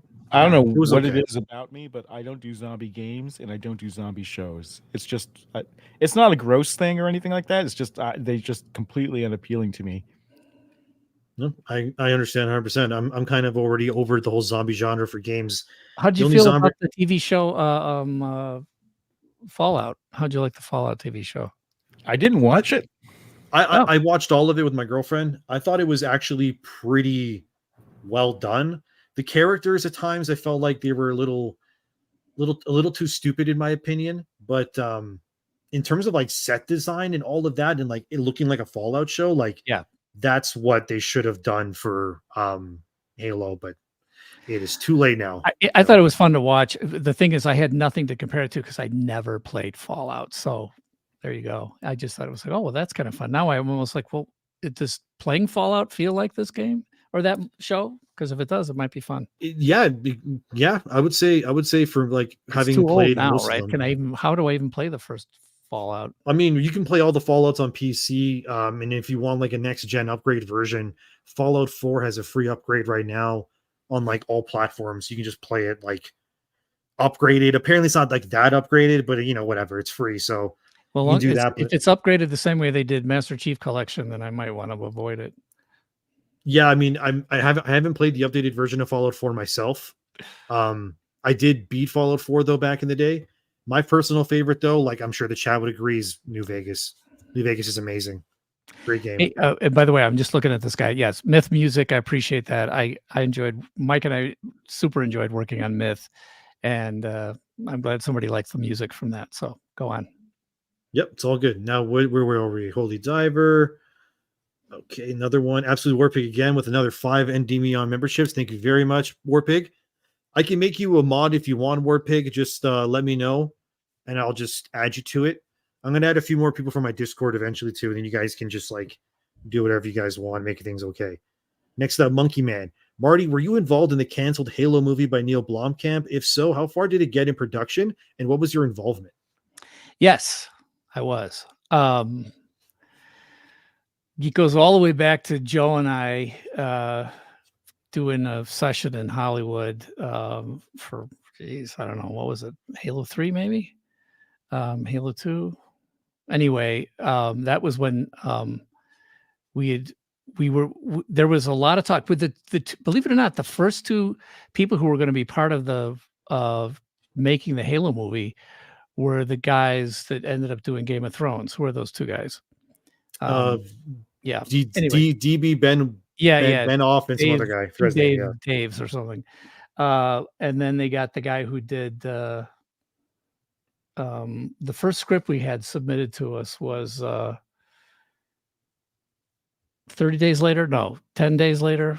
What was that? 30 days later is a zombie thing. Is that the guy? Yeah. If somebody look up that writer. So he did the first script. So we were working, and then Peter Jackson suddenly got involved because I was working Alex Garland. Alex Garland. Very good. So we had a script from Alex Garland. Microsoft powers that be were trying to work a deal with Hollywood, different big studios in Hollywood, which was a disaster. Peter Jackson came in. If you guys remember, Ron Perlman was one of the main actors in Halo 2 and 3. And he's friends with Guillermo del Toro. So there was a point where I was talking with Ron Perlman about his friend Guillermo, who apparently was a Halo fan. And Guillermo and then Peter Jackson got together, and it was going to be Peter Jackson and Guillermo doing the Halo movie. Now, I mean, alternate universe, could we just think through what that might have been like? Peter Jackson producing, Guillermo directing. Geez, that would have been great. Peter Jackson came out and visited our studio. We had a deal where we were going to help his Weta Digital make a video game in the Halo universe. And so we sent guys out there to work on the Halo video game that Weta was going to do. And they were also working on the treatments for Halo the movie. So believe it or not, once again, it was Joe and Paul, the two guys that got fired from Microsoft, who were in New Zealand with Peter Jackson working on what was going to be the Halo movie. Guillermo had dropped out by that point. Neil Blomkamp, this up-and-coming filmmaker who was doing really cool stuff, came in. So that's where we got those test things that ended up being whatever that series of cool little short movies that we ended up using. Oh, you're thinking 3. of not Nightfall. What was it called? Oh, man, I watched some of them. Somebody clicked in the thing. Yeah, it's the one where Neil Blomkamp made the short films. Oats Studios. I think that's what it's called. Right? Am I right? Well, Oats no, Studios? it was before he had that. It's way before that. He did these. It wasn't Halo Legends. Yeah, I can't remember what it's called. But anyway, there were these short films, very, very well done, like super gritty. You know, you totally bought into it. And then when the brutes dropped down, or the Halo Phantoms, Halo Landfall. Yeah. There you go. The Thank you, Handfall Monkey collection Man. of short movies. That showed you what the Neil Blomkamp, Peter Jackson film might have ended up being like. And then Microsoft got their hands on it, did some stupid stuff in Hollywood. All the studios backed out. Peter Jackson said, forget it. Weta Workshop had made a full drivable 4-wheel drive giant warthog. They had made all these weapons, all these costumes. They had manufactured all this cool stuff. And it was all for naught because the thing fell through. And then District 9 was the film that Neil Blomkamp made that had a plot of it that was very close to the plot for the never to be done Halo video game that Joe was working on with Peter Jackson. So believe it or not, all that stuff went away. The plot itself ended up being very much the basis of District 9, which, by the way, is a great sci-fi film. It's just I love great. that movie. And but if you look at it, you'll see weapons that are being used that are Halo weapons that have been spray painted white. So that's how you know that those were made by Weta Workshop, and they were made to Halo specifications. And so instead of using them as is, they painted them white, and And then Joe, of course, can't even watch the film because he's like, there's too much of his own soul in that thing. I mean, I believe it. So that's how much I was involved. Not a lot, but I was involved with Neil on Landfall. You were a lot, yeah. Yeah, my And by the music's way, in there. Absolute War Pig, I made you a moderator, so there you go. Now, next up, we have Grey Gecko. Love you guys. Big fan of the channel. And Endymion, keep fighting a good fight.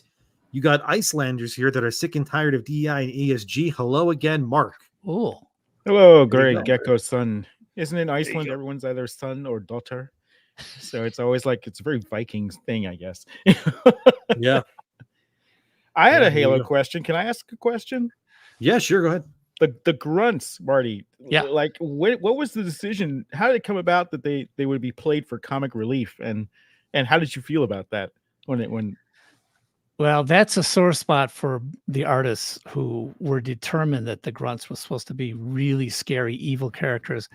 When I was playing Halo in the early days, when the characters were actually working, they just seemed funny to me. I was already thinking they were sort of funny comedy relief.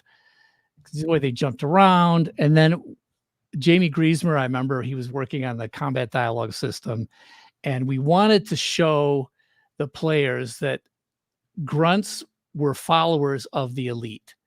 So the elite came in, and the grunts followed him, and they were brave as long as there was an elite there.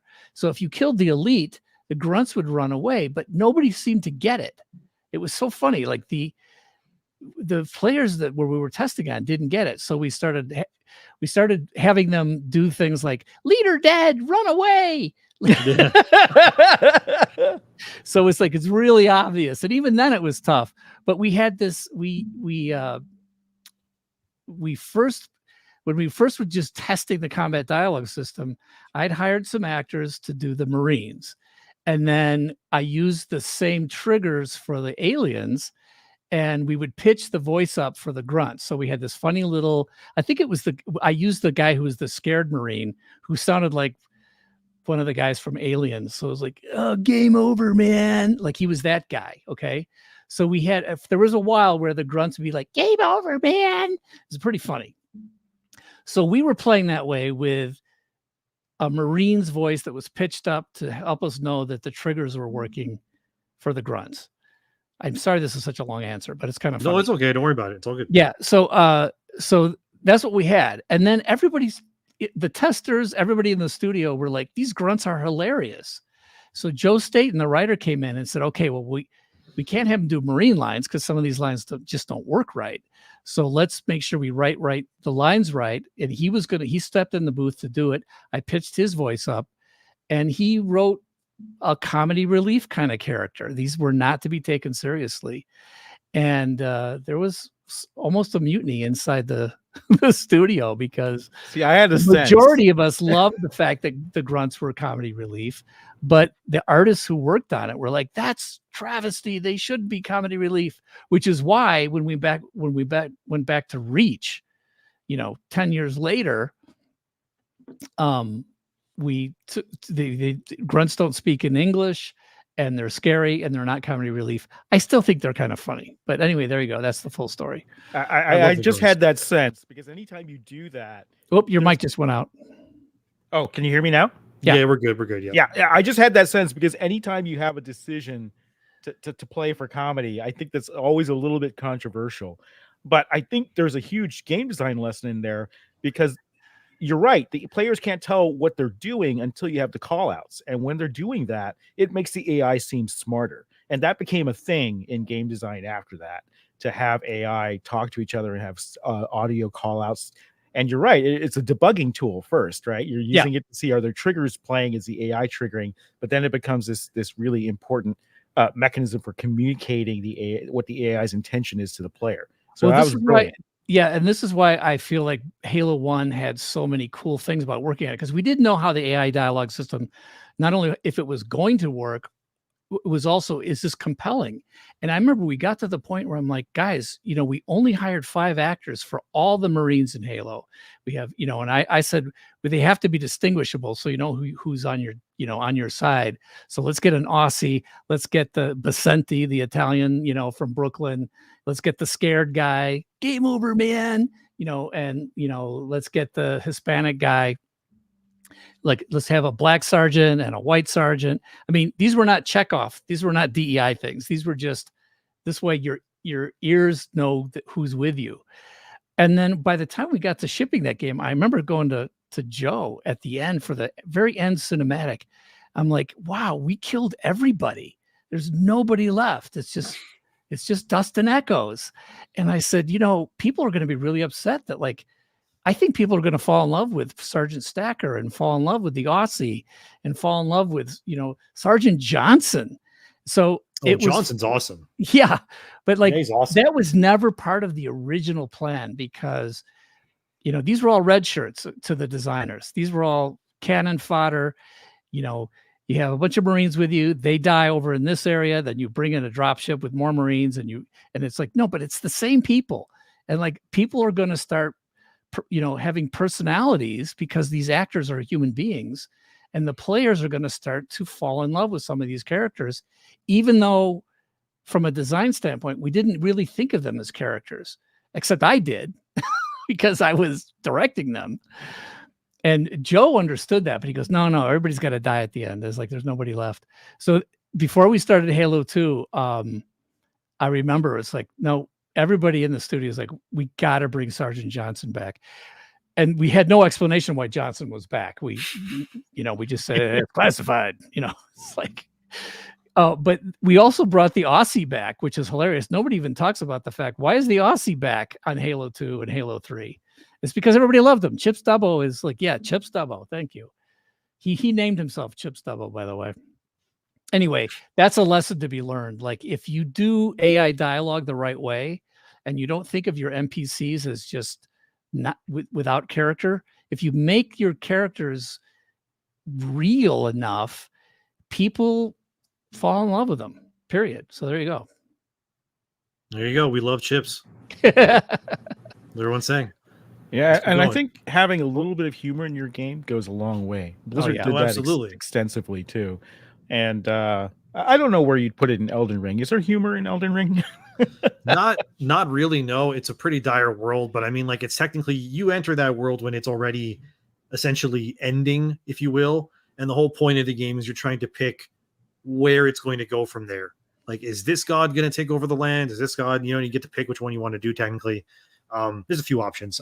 I don't want to spoil it. Even like you're driving the Warthog here, it's just like, people don't always drive the Warthog that well, but we wanted people to believe that they were Master Chief driving, so that if there's a guy in the gunner seat, on the chain gun in the back, and you crash or you hit somebody that you shouldn't have hit, like, we had to have somewhat funny lines to make you realize that they know you exist in that world. We had Sergeant Johnson say, "Hey, get out of the way." Like, if you were standing in front of him when he was sniping somebody, he would say, "Hey, get out of the way," and move your ass and stuff like that. And it wasn't so much comedy as it just felt real. And, the chain gunner would go, "Woohoo," if you jumped over a rock or did something fun. And they're like, "Hey, that thing on the left is a break." It's just like, we had so much fun making it up as we went. And I actually think that in subsequent, Halo 2 was not bad, especially with Marines like David Cross being one of our Marines. Halo 3, I don't think did the AI dialogue quite as good. It was like too perfect. And I don't know, it didn't seem as real to me. And Reach didn't quite seem as real to me. So for some reason, that's another reason why I like Halo 1 the best, because there was something really loose and fun about all the dialogue systems. What I love about Halo 1 is just, it's obviously the first game, and it's just so realized. You know what I mean? Like, all the designs are so realized. The music felt like it's like, I don't know how to explain it, but the music felt like it was always there, if that makes sense. Like, it just made sense when you heard it. You're like, oh yeah, this is what Halo would sound like, even though this is the first game you ever played. And like, that's how the assault rifle would look like. That's how Master Chief would look like. Like, everything just felt so competently made from the get-go. And these days, the only other companies that can really think that give me those old school Bungie vibes, probably From Software, the Elden Ring, the Dark Souls, that kind of thing. Which I also didn't add back when we were talking about our favorite games. One of my favorite games of all time is Dark Souls and Bloodborne, which is both From Software as well. Well, Just Jamie incredible games. Griesmer, who's one of my favorite designers ever at Bungie, he's the guy who invented the term 30 seconds of fun. And he and I started a company together, Highwire. He always tells me that Dark Souls is like one of the best games ever, and that it's his favorite game too. So It's amazing. It's such a that's good high game. praise, in my opinion. So, Well, I have amazing. a counterpoint in question to that. As much as I love Halo 1, what was up with that level design that was repeated? I forget which level it was. It was repeated like cut and paste like 10, 15 times. yeah, we were out of artists and out of time, and we had more story to tell, and we had no environments. The environment artists were just dying. I mean, it was just so much work. Our engine was not good at fast creation of environments. So late in the process, the decision was made, we're just going to go back through what we already did. And some of those levels already had too much cut and paste in it, especially the interiors of some of the Library. Yeah. Mm-hmm. Oh God, yeah, library too. So I mean, that was desperation. It's pure and simple. It wasn't the plan. We had on paper, we had huge other levels. We were never going to repeat anything on paper, and then the reality hit, and that was the end of that. As a counterpoint to that, Halo 1 has the most epic moments I ever remember in gaming. Is like when you're introduced to the flood. It's just an amazing thing. So, I think what this person said is exactly what I think too. What Manly said here, never mind the repaste, because the gameplay was solid, and that's what's important. Yep. You know what I mean? Because you can have a game that looks beautiful, whatever, doesn't matter. If the gameplay is not solid, why is it a video game? You know what I mean? Was so special. I mean, and you just so many. I can't believe I get to do this now. You see the tank here. I can't believe I'm in the tank now. It was so breathtaking. Even that announcement video at Macworld Expo, whatever you guys did, where you do that huge sweep from the ring all the way down into the Warthog, and then you see the dashboard of the Warthog, and that's fully realized. That was like a holy crap moment. Yeah, I remember working on the two trailers that we did, one in 99 and one in 2000, and I was impressed because I was a gamer. I was impressed with what the artists and stuff were able to do, because we were all big Half-Life fans. But the thing about Half-Life is still it had that problem where you're either inside or you're outside. So you couldn't just make a seamless transition from interior environments to exterior environments. You had to like load something and stop, and it was a different level. So and then the other thing I think that people don't realize, they always call Halo a first-person shooter, but you're not in first person in any of the vehicles. I thought that was a great design decision. I didn't make it, but I was 100% for it because I loved, and there was that seamless thing. You would jump in the driver's seat of the Warthog, and the camera would suddenly just seamlessly move back, and now it's third person. And the same with the tank. The camera was way the hell back behind the tank, and all the flying vehicles, it was always third person. That's true. I never thought about it. Yeah, I believe that was mostly a Jamie and probably Jason Jones decision, but it was done so seamlessly and it felt so right. I'm always surprised when I'm playing other games that are first person, and then you go into a vehicle and you're still in first person. I feel like it just doesn't feel as good. That's like Far Cry. Yeah, I agree. I don't really like that either. I prefer driving in third person, and I prefer shooting in first person. But that's just for me. And I think games should just have the option of whatever you want to do, and then you can just play it that way. You know what I mean? So thank God, even newer games, I guess newer in a way, but Call of Duty, for example, you can now sometimes you can play third person and first person. I think giving people the ability to do it, that's great. Oh, and this guy's asking here, what time is it in Canada? It is 3:00 in the afternoon right now. So 7 a.m. It's not that late. Marty, I got to thank you for a great parenting tool in Halo 2 as well. I don't know if it was Halo 2 multiplayer that my 10-year-old was playing, but it was and he's like he's like a really great gamer now. But back then it was his first PvP, and I remember that he had no idea that you could be ripped off the Banshee and your bike stolen, basically.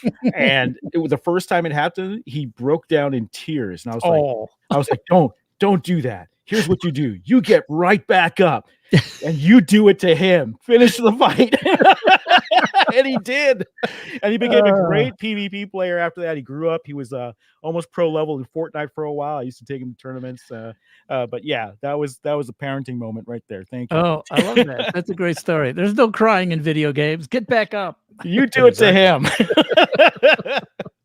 God, I love this game so much, dude. I really hope, because I know that Xbox is bringing a bunch of games to PlayStation. Like they just announced Indiana Jones. I'm just waiting for them to announce Halo, man. It'd be such a big win. I hope they don't bring Halo Anniversary. Sorry, I'm just not a fan. That's fair enough. I just really want to play Halo. Do the original Halo 1 and try to fix the mistakes that are in MCC. That's what I would ask for, but nobody listens to me. Let's keep going here. Absolute Warpig, another 20 in memberships. Thank you very much, dude. So much. And you're also officially a moderator, so thank you for moderating the chat for me. Axiom Seraph. Grummz, can you give an opinion on Stormgate, Immortals, Gates of Pyre, Battle Aces, and Zero Space? Marty, can you speak on the Marathon reboot and Concord? Okay, Mark first. Holy moly. Maybe talk about Stormgate. That's probably the more relevant one out of those, I would assume. But I don't know the others. So I me either. Stormgate, ex-Blizzard guys, right? So they tried to reboot the RTS genre. That's a hard sell to begin with. And I hear that they kind of struggled with user numbers after that. That's all I know, except that I'll say that every genre kind of has its time. And I don't know if you remember that it used to be flight simulators were the big thing, right? So everyone had to have a flight simulator to be a AAA publisher, and maybe that's time for the RTS. RTSs will come back one day; they'll take a different form. But I think going back trying to revive it, if you do that, you should have your focus on being really servicing it as a niche and making it a love letter to that niche. And I think maybe Stormgate tried to straddle it too much and try to be a little broad market as well as niche. And I would have gone probably very hardcore, very old school RTS in order to make that genre work today. And for Marty, what do you think about Marathon? Well, this is the first time seeing the trailer. I didn't even know they had a trailer. I can't speak on Marathon or I don't know what Concord is either. So I've been out of it. I'm not interested in following any of that. So I have nothing to say. I got nothing. Marathon's it's a first-person extraction shooter live service. To describe to me, see, number one, I'm very suspicious of live service. I don't know what an extraction shooter is. I just turned 69 in May, so I've been out of the game business for at least 3 years. Yeah, I'm not the guy to ask about some of these things. Apparently now, though, from when I was reading before, is that Marathon is apparently the extraction part of it wasn't being received very well, and it might be turning into a hero shooter, something kind of akin to a Overwatch. So just tell me. Sorry, guys. I know this is a waste of time. Extraction shooter. What is that? What does that mean? You drop into a big zone. There'll be other players with their own teams. Usually teams of 3 or 4, and then there's a bunch of loot and like PvE elements around the map. Basically, you all essentially hunt each other, shoot each other. You're all getting loot, and then there's these points on the map where you're supposed to take the loot to, and then you defend it. And then like a ship comes down, takes the loot for you, and then it extracts it out, hence extraction shooter. And then that's how you get the better gear, the better armor, whatever we will. But other people can ambush you, kill you, take your loot, or you can do the same thing to other people. And it's sort of this like PvP meets PvE gameplay, if you will. That's kind of what it is. Whoop. So that's kind of what they're going for. But apparently now it's going to be like a hero shooter, kind of like Overwatch, if you will. Like I'll show you Concord here. Who's making Concord? Firewalk Studios. They're a new studio, but there's ex-Bungie devs working there. Firewatch. So those are the guys at Probably Monsters. They were one of the studios that Harold Ryan had a shell company, not a shell company, but a company that had several. And then Firewatch got bought by Bungie by Sony. What, like a year ago? Firewalk. Yeah. Yeah, Firewalk. Yeah, I'm pretty sure that's Bungie. Yeah, I'll be interested to see what those guys do. I know I bet you I know most of the team, so we'll see. Apparently, it's not doing very well in pre-orders, and the free betas, it barely broke. I think even 3,000 players on Steam. Ooh, that's too bad. Yeah, yeah, a lot of people are not really excited for the game. I had a I think it was a patron that told me yesterday that GameStop has a thing right now where you can trade in one game that's $25 in value, and then you get a free copy of Concord. So I don't think it's pre-ordering very well either. It's weird, you know what I'm looking at. Well, you know what? This is my problem too. Is like all these games start to look very similar to me. This doesn't look that different from like a Destiny thing. Am I wrong? Yeah, Maybe it the looks like characters slightly, or what, it are we looks just like moving Destiny it? meets Guardians of the Galaxy. Yeah, Yeah, but that's what it it's is. just I'm looking at a, you know, I don't know anything about it, so I'm not saying yay nor And nay. this game also has when you go to the character select screen, the characters have their pronouns on their thing. They do. Yeah, The robot they do. too. Which is kind of insane, but that's what it is. So you'll see them say like she, her, they, them. One he, place him. that should be gender neutral is a robot. Come on. Yeah, I think the robot is he, him. The one called One Off. I think he's a he, him. All right. Yeah, this whatever. big guy here, the big yellow guy. But yeah, that's what Concord is. So they're all having their pronouns, and this game comes out very, very, very soon, and it's not. And I think it's like $50 at launch, which is very stupid of them to do. It should be free to play, but hey, I guess. So it's funny, there you know, people will say, "Oh, Marty, that's such a boomer take." It's like, yeah, you can't be more boomer than me. All I have are boomer takes. Sorry, I'm not going to apologize for. It's not a true apology. That's just who I am. Whatever that means to people. All right, I let's will keep say going. this about Marathon. Go ahead. It looks beautiful, but it's not Marathon. It's something else. Yeah, I mean, if they were doing Marathon, like just all up-resed and cooler everything, and it was still the Marathon with all the lore and the backstory and the thing, I'd be excited about that. But I don't know what they're doing. Yeah, I don't have a connection with it, and just the beautiful art style and the name, and that's all we got so far. Yep.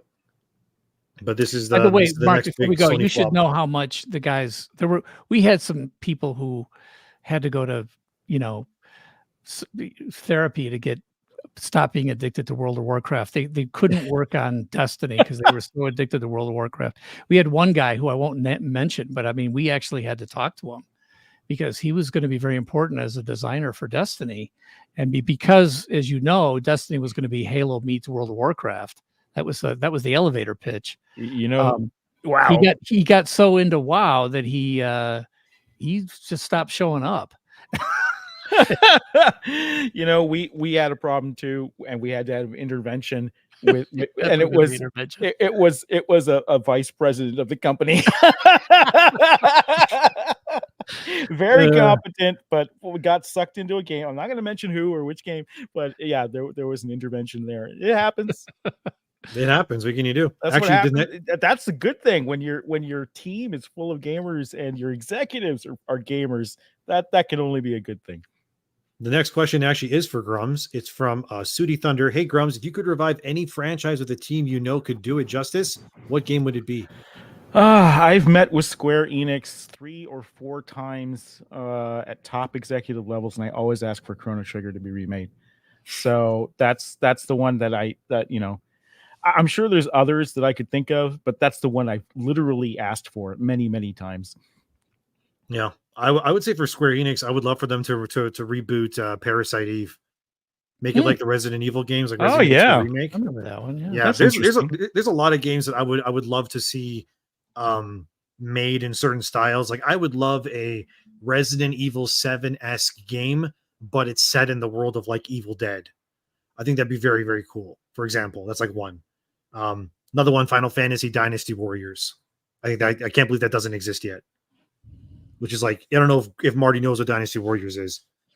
I know that isn't there a composer did he just recently they replaced him or something? I can't remember. But I don't know. I never played it, so yeah, this is I've heard of it though. Certainly heard of it. Gameplay of it.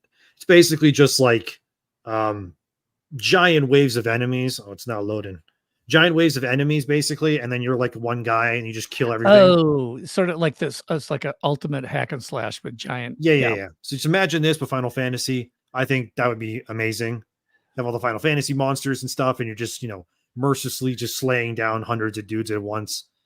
I can't believe that doesn't exist. Yeah, we had a guy who was a programmer, just a genius guy. He was young, from China, and he went back to Beijing and was going to start a company up there. And I think they were going to do something, one of those big giant Dynasty Warriors kinds of things. I don't know if it ever came out. I don't know what happened to him, but he had I should look into that. His name was Shi. There you go. Let's And see his what pronouns. His pronouns were the same as his name. No, I'm kidding. That's a joke. This one for Marty from Arza Plays. Marty, have you heard Miracle of Sound Halo songs? They captured the core of the games. Would love to know your thoughts. Maybe you could react on X. No, I do not know. Is that like? Can I find that on? Yeah, I don't know what that is. Was it Miracle of Sound? Let's see what that is. I don't know. I'll look at it and react later. Unless yeah, I hate it so much, I just won't react. Yeah, I don't think I want to play just because like copyright, of course, and all that stuff. But it looks to be like 1.6 million views 11 years ago. Oh, cool! Really, that long Miracles. ago? Gosh, how did I mix? You know, I sometimes I almost always show up on people who have redone Halo music or something and say, "Hey, nice job," or "Good, you know, that was great. Wow, classical guitar Halo, that's amazing." Yeah, there you go. Miracle of Sound is a project of Gavin Dunn, an independent producer, songwriter, and writer and singer from Ireland.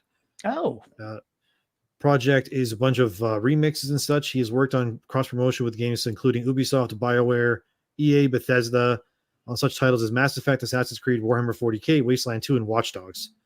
Maybe you can look it up.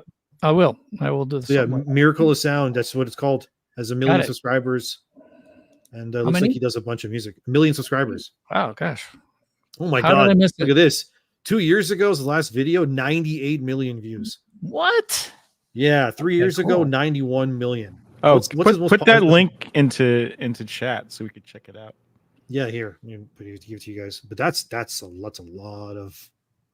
My God, man, that one video has more views than my whole channel. About Halacali. That's crazy. Yeah, there you go. What's he done recently? Let's see. Oh, 1 month ago, 185K. So that's still a lot of views. That's good for him. 695 2 months ago. Yeah, he gets a lot of views on his videos. He makes probably some really good music. So Marty should probably look into that. So yeah, and by the way, I don't know if Grummz has to do that because you're on social media all the time. I do Discord and I dip into different social media things. But just because I'm being interviewed by somebody doesn't mean I know everything they've ever done or I agree with everything they've ever said. So like, I've known this kid, Kelly, who's the Act Man. And I know he's got fans and he's got detractors and everything else, but he's always been friendly with me.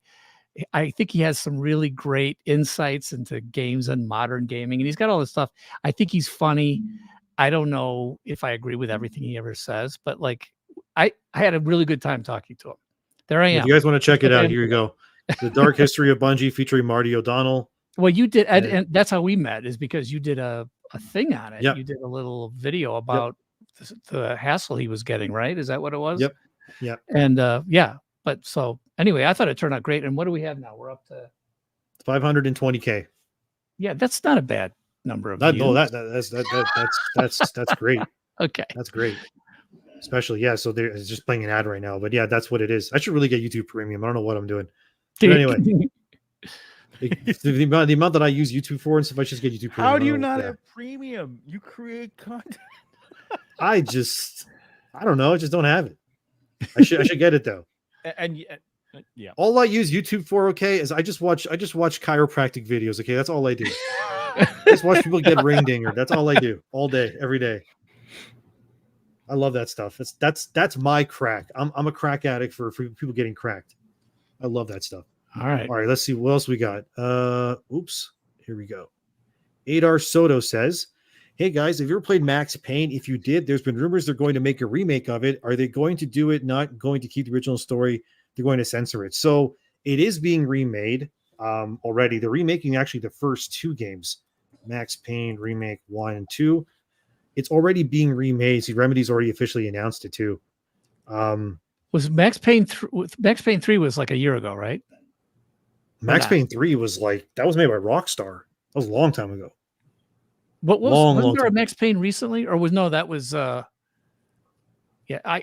the Max Payne voice guy just died. The actor just died, right? Yeah, he did. You're probably thinking of Alan Wake 2. I was thinking of Alan Wake, yeah. Yeah. No, you know what? I loved Max Payne. I forgot about Max Payne. That was that first game I thought was great. I thought it was really fun. You know, I was at E3 and we were looking for third-party games, and I was at the Max Payne pitch meeting, and they wanted Blizzard to publish Max Payne 1, and we said no. Whoops. Yep.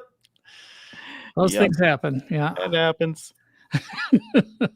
That's it. What did you like about it? I mean, it probably wasn't the Max Payne that ended It just didn't fit us. Like doing a shooter like that did not fit our brand. It wasn't that. I mean, it looked great, you know. Well, you know, there was a point we talked about this when we were you and I were talking, Mark, on the phone. But like, there was a point when Bungie was going to be bought by Blizzard. There was a point where Bungie was going to hire you. I mean, there was a point where it's go back into the mid '90s, and like everybody was like, we're all connected. All right, let's keep going. JJ for $50. Whoa, wow, okay. Been watching your channel for a couple of months now, Endymion. Wishing you a huge success from a fellow Canadian, Ottawa. I'm from Ontario, so we're really close, but I live in Alberta now. Just wondering, what is everyone on the panel's favorite story in games? Mine is Arthur Morgan and Red Dead Redemption 2. What about you guys? What's your favorite story in a video game? No one's gonna know it. It's, I mean, is it Chrono Trigger? No. It's actually not. But when I was first gaming, I was really big into text adventure games, and I wanted to. And I studied AI to do text, and I was a big Infocom player. Nobody remembers this. No. Infocom. A game called Planetfall. All right, and Planetfall had a character, a robot sidekick that was so annoying, named Floyd, I believe. Yep, I remember Floyd. He was always getting in your way, wrecking things when you were trying to solve puzzles. Really annoying character. And it just built up into this finale where there's a moment where Floyd gives his life to save you. And it's a real tearjerker. And this is all in text. And that was probably the most memorable and powerful game moment where I said, wow, games can really make you feel something. And that always left an impression on me. So, it maybe not favorite story because there's only so much you can do in that format. But in terms of like the power of story, definitely has made an impression on me to this day. Well, I'm going to show my age here along with you, Mark. I feel like some of Infocom's work was the pinnacle of, or not necessarily the pinnacle, but certainly it showed the way of how story could be interactive and how deep it could go because it was just text. And of course, whatever was along with the box and the manual. Remember how they used those boxes of manuals and the extra stuff that came along with it was so great because you couldn't really finish the game unless you had bought that stuff. But Infocom, I thought had some of the best writers ever. But my favorite game was by a guy Moriarty. Do you remember? Oh gosh, what was his first name? His last name was Moriarty. Brian. Anyway, yeah, Brian Moriarty. I thought he was. Yeah. He's still teaching. He's still teaching game design and writing and stuff. Like he's out east someplace. I thought he was brilliant. My favorite game was Trinity. Did you ever play Trinity?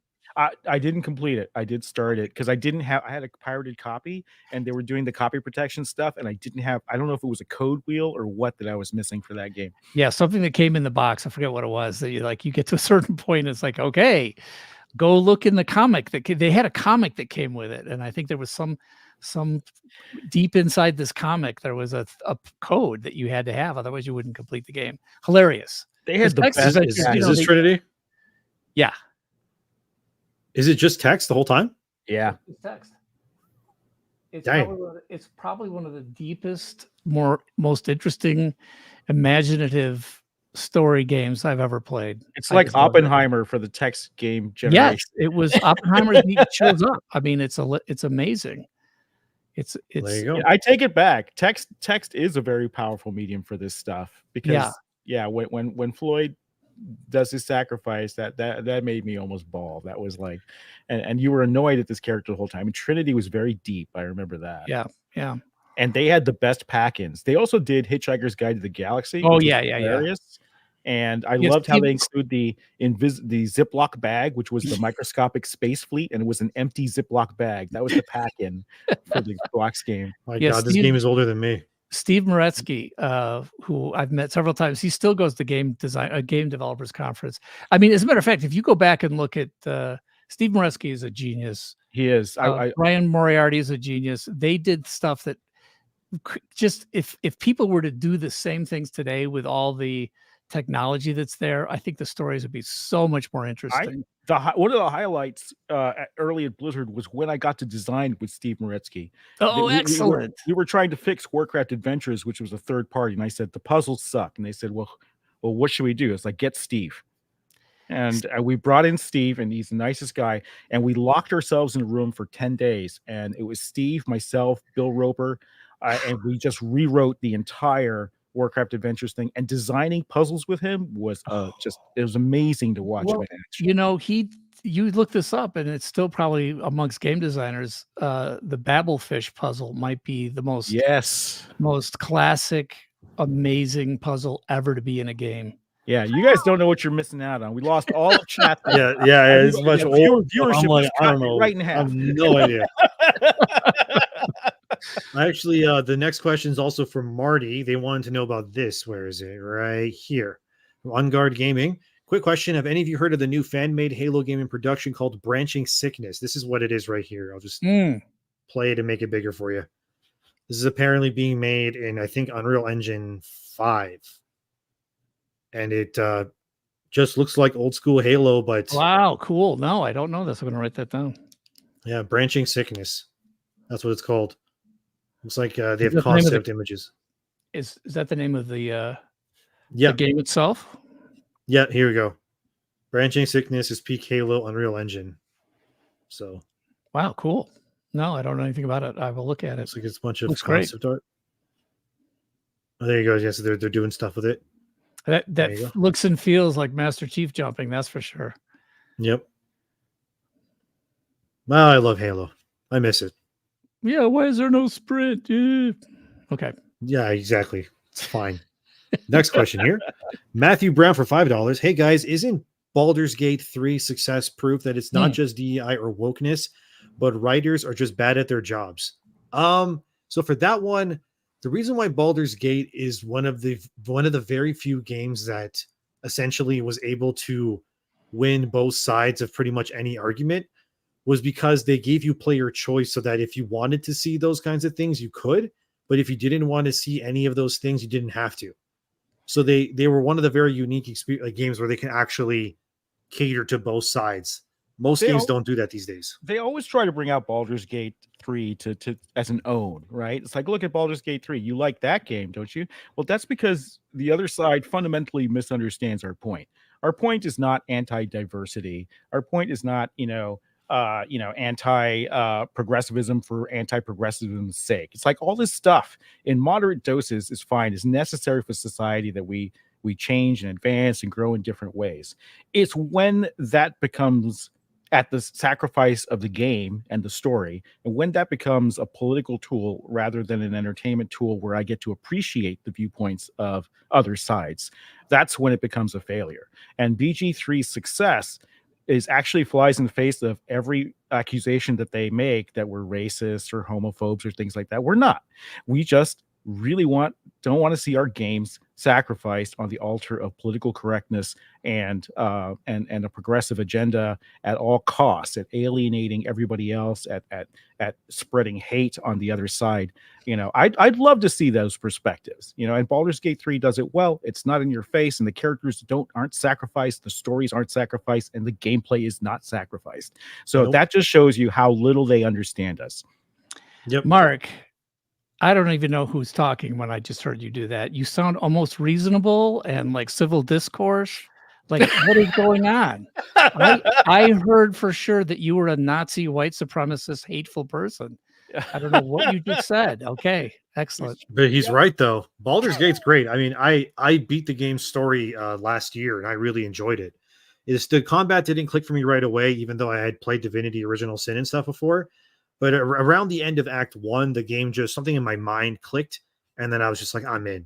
I love this game. I think I'm going to say it real easy. If your agenda is showing, I'm not going to like it. And I don't like it wherever it is. Just make something cool and artful and creative and compelling. You can have, there's just about anybody, any kind of character, any sort of thing could be in that.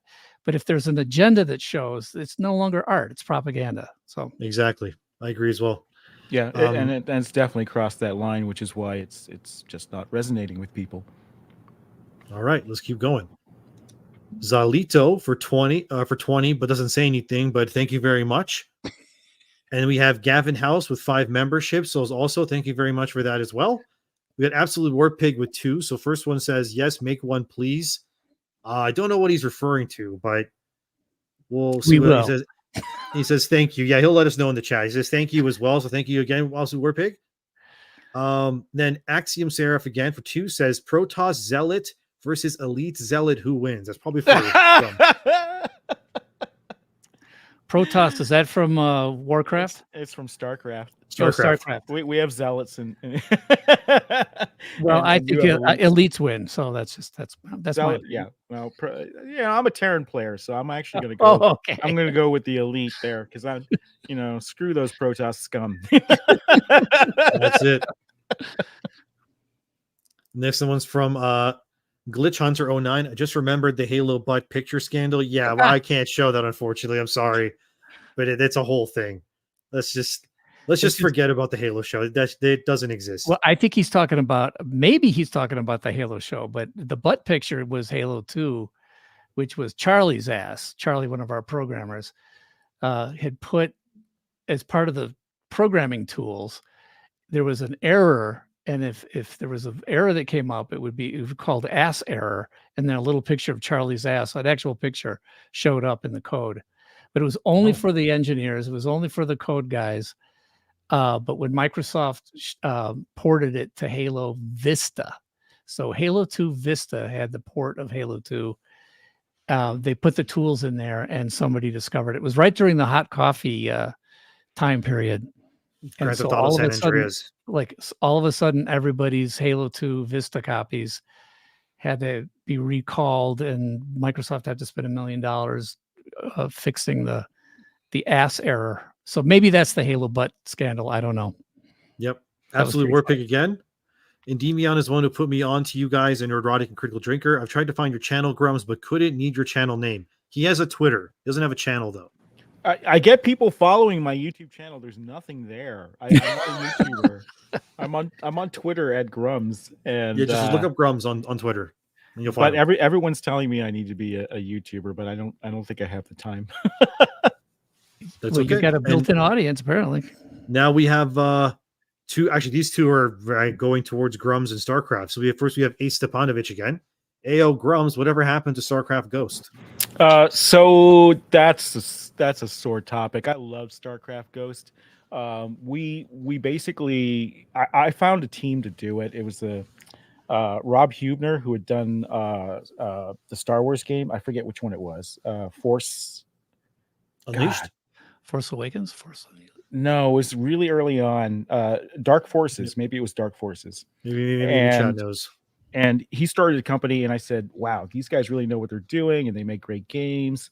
They just came out with the vampire game, and I was like, let's get them. And so we brought them on board, and they were doing a great job of StarCraft Ghost. But it wasn't quite Blizzard flavor. Like, we always struggled with this.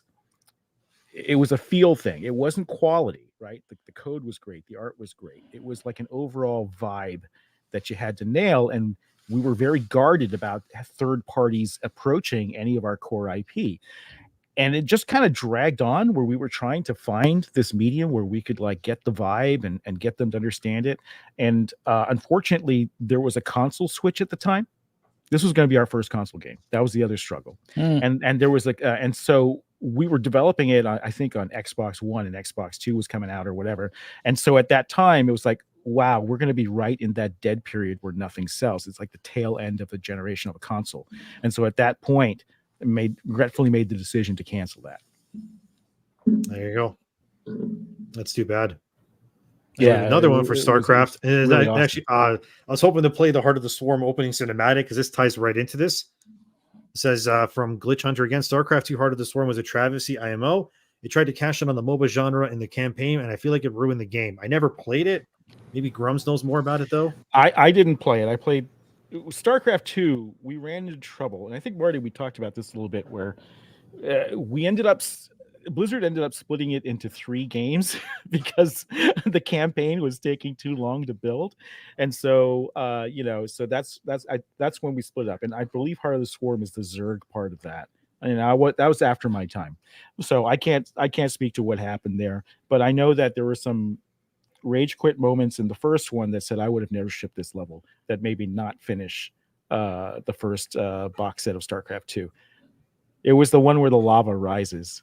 I don't know if you guys, I don't know the name of the level. It's been so long. I don't think I remember much about the I don't think I played the StarCraft 2 campaigns, to be honest. I was more of a StarCraft 1 guy with my cousin playing multiplayer. But the cinematic is just amazing. Yeah, this is incredible looking. And there's I've been watching Space Marine 2. There's an opening scene where they have a swarm like this going up the steps in the distance, and it's really reminded me of this cinematic, and it makes me want to play Space Marine 2 a lot. I think I'm going to check out Space Marine 2 because I feel like I'm going to need footage of that game. I don't want to have to use trailers constantly. I just pray that you can turn the blood off just because YouTube hates blood. But I guess we'll see what happens when the game comes out. And the multiplayer looks fun too. Does the color matter? Because we're going to have blood in our game, but it's blue. It's kaiju. As long as yeah, it's so stupid, but it's true. As long as the blood is not blue, not red, it's fine. It can be blue, it can be green, it can be orange. Doesn't matter. Just don't make it white because that's going to look weird. Okay. Anything else, you should be fine. All right. It'll be it's funny to think about the different countries that you have to like change, what you have, your content. Germany and China, yeah. Germany, man, like we had, people on fire and screaming, burning to death, and it's like you cannot have that in Germany, which I can understand. But yeah, that makes sense. Yeah. Thank you for Warpig again for making you. Yeah, you're a moderator. Go ahead. You're doing a great job. Seems like the chat is not awful at all. The people that were kind of trying to bomb Grummz are now gone, so that's nice. Excellent. Nordstrom here. What do you guys think about the upcoming Doom and Gears of War games? The skull-crushing gun from Doom looks sick. I'm looking forward to Marcus Phoenix returning.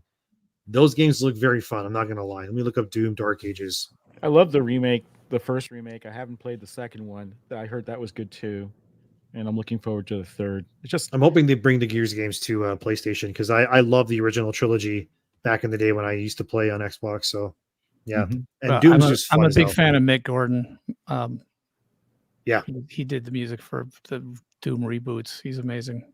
Yeah, his music's amazing. And like the gameplay, these games are just like in my opinion, what like Doom Eternal and Doom 2016 was, we need more of that, where it's just pure gameplay. There's not really politics. Just go have fun, kill stuff. Yep. It's pretty simple. You know what I mean? That's all you really need. And like this just looks great. Like, come on, look at this. Like, look at the way. Yeah. I remember seeing this trailer. Yeah, this is the gun he's talking about. Yeah. Skull Crusher. Oh my gosh. Like that's cool.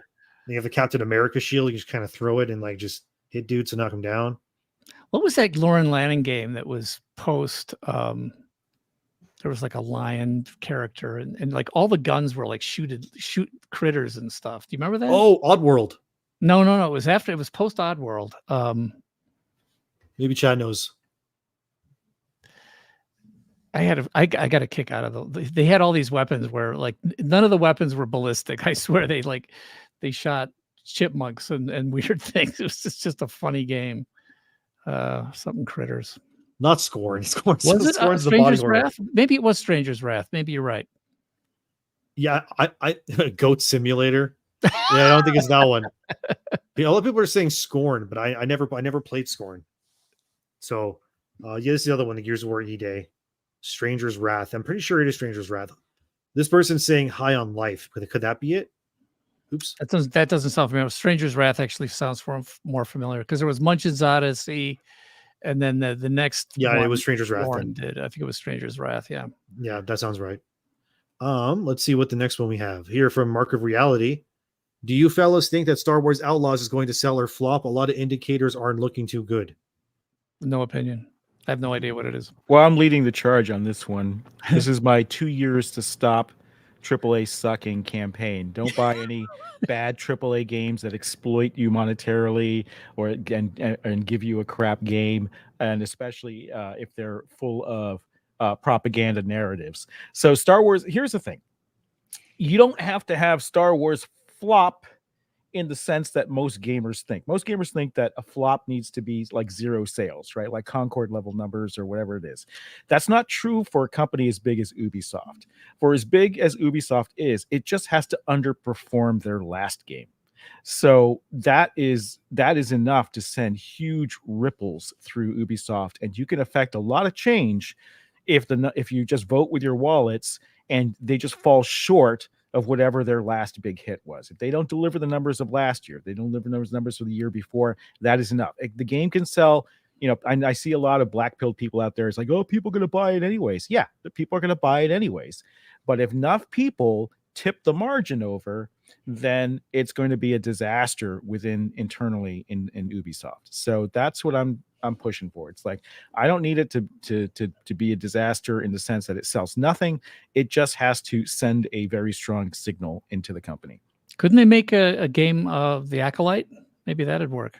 That would is doing them no favors. That would be even worse. This game, like, it's Ubisoft, so like their games kind of, they age really like milk soon. Yeah, it ages like milk. Just wait. If you really want to play it, you just wait like 6 months. It'll be like $20. 10 days. Ships in 10 days. Oh wow, jeez. 10 days. Black Myth Wukong's out, and it's getting this there. comes. Yeah, there's no way that they will reach the peak concurrency numbers that Wukong did. That's already a problem for them. Yeah, I mean, it's just the main character, man. That's my big problem. She's just so, I don't know what the hell they did with her. They completely messed her up. When like most Star Wars actors, they look like their characters because that's like on purpose.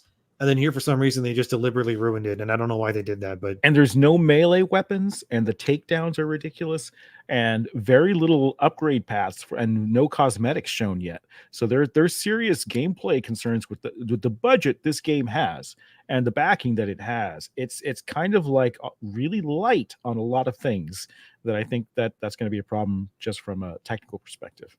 Yep, I agree. Okay, thank you for that. Glitch Hunter. What was the problem with Borderlands, the movie? I have no idea what happened. Well, the fact that Lilith is played by a 55-year-old woman, that's one to start. But then also just because of the fact that the writing's apparently bad. And I didn't watch the movie. I played all the Borderlands games. Yeah. So I'm pretty well versed in like what the lore is and everything. I read the story of the Borderlands movie. They basically turned Tiny Tina, if anyone knows who that is, they basically turned her into Handsome Jack's daughter, whose name is Angel, who was a siren. But Tiny Tina's not a siren. They like changed the lore in the movie so that like the Iridians, which are the aliens, are now in like people or something. And then it turns out at the end that Lilith is an Iridian, which doesn't make any sense because she's a siren. I'm just glad the movie flopped. It sounds like nonsense. Did it flop universally, or was it? Yes. Yes, it did. Yeah. Jeez. It only here. Let me. Borderlands box office. Let's see. That's what it made. Worldwide, 20 million. Ooh. Not even 21. Golly. Yeah. Okay, and the amount it was to make. What, 200 million, 300 million? I don't remember. Let's see if I can find it. Borderlands. Let's put this Borderlands movie budget. Yes, by the way, 100 million. How much? 100 over 100 million. Oh, that's not that much, but I mean, it is. I mean, trust me, that's a lot, but okay. That's a flop. Yes, I do. But somebody asked if I have a YouTube channel. I do. It used to be more active than it is right now. I'm going to make it more active. I did this little side quest. I called it my side quest for 2024 called Run for Congress. Yeah. Didn't work out, which I'm not actually all that upset about. So there's a lot of like political ads on my YouTube channel now. I'll fix it at some point. But yes, I have a YouTube channel. Yeah. From North Scout, and that's another patron for me. He said, I played Hercules and Xena Alliance of Heroes text adventure. It's how I learned how to type well. Text games were pretty fun. Yay. Yes. Another one of you guys, I guess. You remember. Infocom. But they were the only ones, yeah. But there were some good ones. There we go. Another one from Sean Gordon. I love hearing you're referencing the old Apple II games. I remember playing The Wizard and the Princess High-Res Adventure by Sierra online. You didn't lose all the chat. Some of us are old, i.e. 53 years old. Not that old. You know, Sierra has patents or had patents or expired now on a lot of game technology from the old adventure games, like pathfinding. Sierra Online owned the patent for pathfinding. Luckily, they never sued anyone, but because we all use it. Sure. Well, I mean, Poor Prince of Summer. Persia. Remember the Prince of Persia on the very first Prince of Persia? Yeah. I thought that was Jordan genius. Mechner. Yeah, that was a great game. Talk about a solo dev Whoops. who's like a triple threat, right? Yeah, absolutely. Jordan Mechner, definitely. Didn't he make a music game too, or a music composition tool before that? Not that I know. I think on the Apple II. Yeah, Cool. look at that. All right. I met him a couple of times. Super, very reserved, quiet guy. Just wonderful. All right, let's see the next one. We have from JJ again. Another 50. Oh my. I work in HR staffing and can tell you that I absolutely oppose employment equity DEI and firmly believe in meritocracy. Do you know of any larger devs outside of China that do not subscribe to this type of ideology so that we can support them? Thank you for the 50, JJ. Maybe Grummz would know. I'm trying to think on top of my head. I'm racking my brains. Activision is gone. Ubisoft is gone. There are, I would say, not the biggest ones. You'd have to look at mid-tier. I do hear from some CEOs of public company, gaming companies, mid-tier, that and they can't be too vocal about it. All right. But they are taking steps against it and promoting meritocracy. So, which needs to happen. If you want the best games, you have to have two things. You have to have meritocracy so the best talent can succeed based on the merits of their work. And you have to have honest conversations about why your game is not working or working without worrying about being fired for saying something. Here's the situation. SBI, Sweet Baby Inc. comes in and consults for your game. They write a horrible story. It's got nothing to do with their skin color or their politics, but you go ahead and you cannot talk about it. You cannot say we should improve this because it maligns a DEI subcontractor. And so you can't have honest conversations about what's going to make your game better. And that's what needs to happen for games to improve. Hey, Yeah, I just looked at the clock here. It's 3 hours in and was the first mention of Sweet Baby Inc. Good job. I was going to ask you guys, how much longer do you think you guys can go for before you want to call it? I got nothing else to do, but we got to be losing people by this point. It's boring come on. How are we doing? Okay. But I'll go as long as you want. I mean, reasonable. I'm going to have to eat. I think what I can do is I can get through the rest of these. There's 1, 2, 3, 4. There's 5 more super chats. And then I think I'll ask you maybe 1 or 2 more questions. So maybe like 20 minutes max. And then we should be done, hopefully. Yeah, we could do that. Sure. And then I have to go work on my next video that I'm still not even done the script on it yet. So I gotta work. Is that in quotes? Yeah, I'm working all day, man. I have to go to a wedding on the weekend, so I have to get so much stuff done in the meantime. So the wedding's in a different province. I got to fly there, and it's a whole thing. So anyway. Oh, they have planes in Canada. I wasn't sure. Yeah, we have planes. We have electricity. We don't live in igloos. We used to, not anymore though. Thankfully, I now have a house finally, so we're okay. Okay, that's good. It's much nicer. Thank you again for Absolute War Pig. Again for another 20 more memberships. Anybody who wants a membership, you can go there and grab those. Lewis, Marty, thank you for your music from the golden era of Halo 3 and Reach that made my high school days for me and my friends. Also, Marty, would you work with Scott Cawthorn, Five Nights at Freddy's for fun in the future?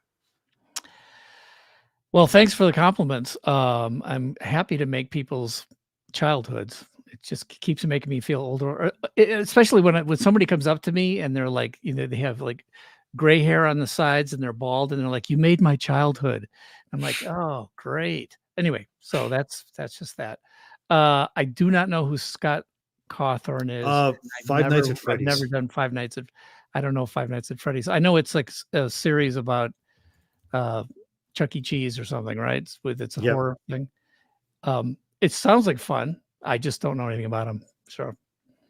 Let me look it up. Scott.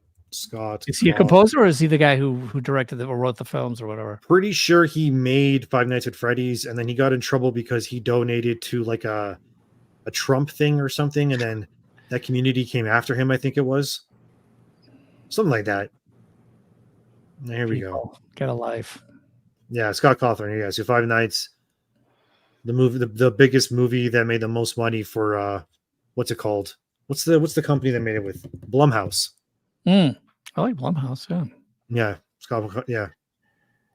So That's like Palmer Luckey getting in trouble. It's like, come Yep. on, people, come on. Jeez. yeah, yeah. So he got in trouble for being with donating to some like Trump thing. Donating Trump. That's what it was, right? Yeah, creator defends donations to top Republicans. Mhm. Got in trouble for that. So With trouble with who? just with like, Just you know, half probably of the Twitterverse. I mean, come on. Cancel Yeah, culture all was the- big at the time, so it was people who I probably, now that I know this, I probably would work with him. there you go. I mean, yeah, he got in trouble, and I'm pretty sure I don't think he ever apologized for it. He kind of just said, like, you guys can go kick rocks. And then, yeah, he released the movie anyway, and it made like, what was it, like 200-300 million on a budget of like not even 20 million, I think it was. All right, I like this guy. Something crazy like that. Cool. Yeah, it made a lot of money. Let me look how much Five Nights made. Five Nights at Freddy's box total office. phenomenon. Yeah, there you go. Oh, jeez. 297, yeah. And you know, he probably had stakes in it and everything. And the budget for the movie was what? Like not that much, right? Yeah, 20 million. Let me pull down here. 20 million to make 297. So they ran away with like bandits on that movie. And a sequel's happening. I think it comes out next year. I watched the movie with my girlfriend. She wanted to see it. I'm not like a crazy fan of Five Nights, never played it. I watched it. I thought it was fine. There's a funny scene later on in the movie where one of the robots calls a taxi to go back to the Chuck E. Cheese thing. Some guy's just driving this giant like robot with like a kid's soul in it. It's just, I don't know. Don't ask me. I couldn't tell you. Okay, that's good. I thought it was an okay movie. It wasn't like amazing, but it was fine. All right, another one. Absolute Warpick again. I will absolutely not play Star Wars Outlaws. Marty, do you have a YouTube channel? Borderlands made no sense. I think he did say he has one. I do have. It's Let's put it up here. Is it just Marty O'Donnell? yeah, Martin O'Donnell. I don't know if it was the Marty O'Donnell. I forget what it is. Right here. There you go, Martin guys. O'Donnell, Put there it it on is. screen. Oh, that's The it. videos? The first thing you should watch. Well, the first thing you should watch is that Bungie 2001. That's home videos that I made. I put this video together. It's the Bungie 2001. See, there's a bunch of political ads here. I got to organize this better, so I'll have Endymion. You just have to do a talk like this where you're at a keyboard and you're just riffing and you're scoring your own points. Well, as you I talk did about have that. stuff. That's actually why I got sued by Bungie. Oh, there's my favorite video, the one where I have the blue shirt on, where I'm like, there's basically a gun pointed at my head saying, if you have any of my YouTube content, it all belongs to Bungie. I apologize for being such a horrible person for teaching composers my process. There it is. And Yeah, in the Marty, background, the important thing is in the background. See, there's Music of the Spheres album. There's a Halo 3, a legendary edition that's signed by all the people at 343. There's my album. There's some of my awards. But what is your I'm principal apologizing for using Bungie property, which is me improvising at the piano, in 2011 or something. It's just unbelievable. Is Anyway. piano your main instrument? Yeah. Okay. There you go. But yeah, there's a Bungie 2001, which it actually takes you through the day we moved into our little offices at Microsoft. Yeah. And the first guy you see is going to be, I think, Marcus. Yeah, Marcus Lato. And there's our cubicle office where we made Halo 1, but it's the first day. So everybody makes a little appearance. Then later on, you'll see us working on some stuff. And then we go all the way through the launch party at the very end. And then I think the last thing I have in there is a LAN party. Dude. Yeah, LAN party. There's Jason Greatness Jones. that's Jason Jones, right? Yeah. Yep. There you go. And there's a great line right here where I asked Dan, how come you got the couch? And he said, it's my casting couch. And I said, I'm supposed to have the casting couch. And of course, that's just a joke but it probably wouldn't go over great today. But anyway, No, you'll get canceled today. Kotaku would write a whole article about you. so everybody should watch this. Everything. Go, just fast. Just put right up to go to the end, and you'll see us. That's when we had to work out to lift our monitors. Hamilton Chu, who's ended up at Blizzard. Keep going. The Xbox back. Oh, yeah, there's a lot of videos where people use these shots that I did. I'll see my shots show up in videos all the time. Here's the first Halo multiplayer party at my house. We had, the Xbox colors. There's the Bill Gates signature, and we actually had 4 TVs brought in, and set them up with a LAN. This is the first home LAN party I ever did, and it was a blast. We upstairs and downstairs, 4 TVs. We got 16 players going within like 10 minutes. It was hilarious. I told Marty before, when I was in grade 9, I'd go over to my friend's house after school every day. We play Halo 2. And then you would just play like I would play. As soon as I would die, hand the controller to a friend. They play, they die, hand the controller to a friend. And we just kind of would just rinse and repeat that way. I had so many LAN parties, man. So many memories doing this stuff. It's so good. So anyway, I would if anybody who likes nostalgia should go back and watch this. Everybody was much younger. 20, including me, 4 years ago. My daughter. Oh my gosh, I have 2 daughters that showed up here. There's Jay Wineland. If anybody knows, he was the audio lead for Halo. Oh, you guys had food and everything. Oh yeah. Oh. Well, it must have been nice. Got to play Halo when it first came out. Got to eat some food. Got to play some LAN parties. Looks like they're eating ribs or something. So classic. All the chips and everything. Oh, look at that camera. Oh my god, dude. Myth fan. There you go. That's awesome, dude. Yeah, it was fun. Yeah. Okay. I'm just happy that you have that. You know, you know what? I still took home movies after, during Halo 2 days, but never really did a whole lot with them, because if you guys remember, by the time we were working on Halo 2, we had a guy named Jim McQuillan who was from the Discovery Channel, and he had done a documentary on Halo 1. And we had him come in, and he started shooting all these behind the scenes things. So when Halo 2 was released, there was an extra disc with it that was all the making of those Vidocs. He invented the Vidoc. So we had all these video documentaries that were so much more high quality than this crap that I did. So there you go. There's the Halo 2 Vidoc. Yeah. Making it so suddenly I was like, okay, I guess I don't have to do these anymore. Man, that was a great game too. Dual wielding and all that. Yeah, oh, so good. Love those games. Oh, there's Marty singing. There you go. Yeah, you can see that now. It's, if you think about it, those Vidocs there was no YouTube, so the fact that you could buy the game and then get this disc with all these Vidocs on it, but the making of and the behind the scenes done by a pro. Jim McQuillan was a total pro Discovery Channel guy. Like we really were able to take advantage. I mean, the reason people know about us Bungie guys, is because we had these videos made of behind the scenes. Yeah, I would watch these when I was playing the games, I remember, and I would see you on there and all the rest of the guys, and there's my mutant M&Ms, everything. Yeah, this is I'm gonna start crying, man. No, you guys made Amy and Chucky. You Michael made Evans. one of the best. Go ahead. One of the best games ever. Thanks. Easily. Man, I know all these guys. I could name everybody on the Halo 2 team. I think we had, my wife one time said, while we were making Halo 2, she says, how many guys are on the team now? And I started doing this. Let's see. And I went around the office and I just named them in my head. I walked around a mental map of the office, and I named, 83 people, and I knew everybody. And that was probably the last time I was able to do that. So, yeah. This one too. These were original Wizards. Yep, 100%. That's what I'm talking about. This is what I'm saying. When you don't need identity politics to make a great game. You just need people that are passionate about making games, and that's it. And these guys just happen to be a bunch of dudes. Who cares?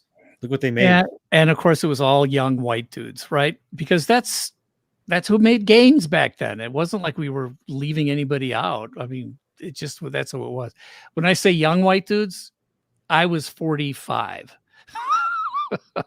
Which is why my nickname was Marty the Elder starting in 2001. I was the eldest one by far.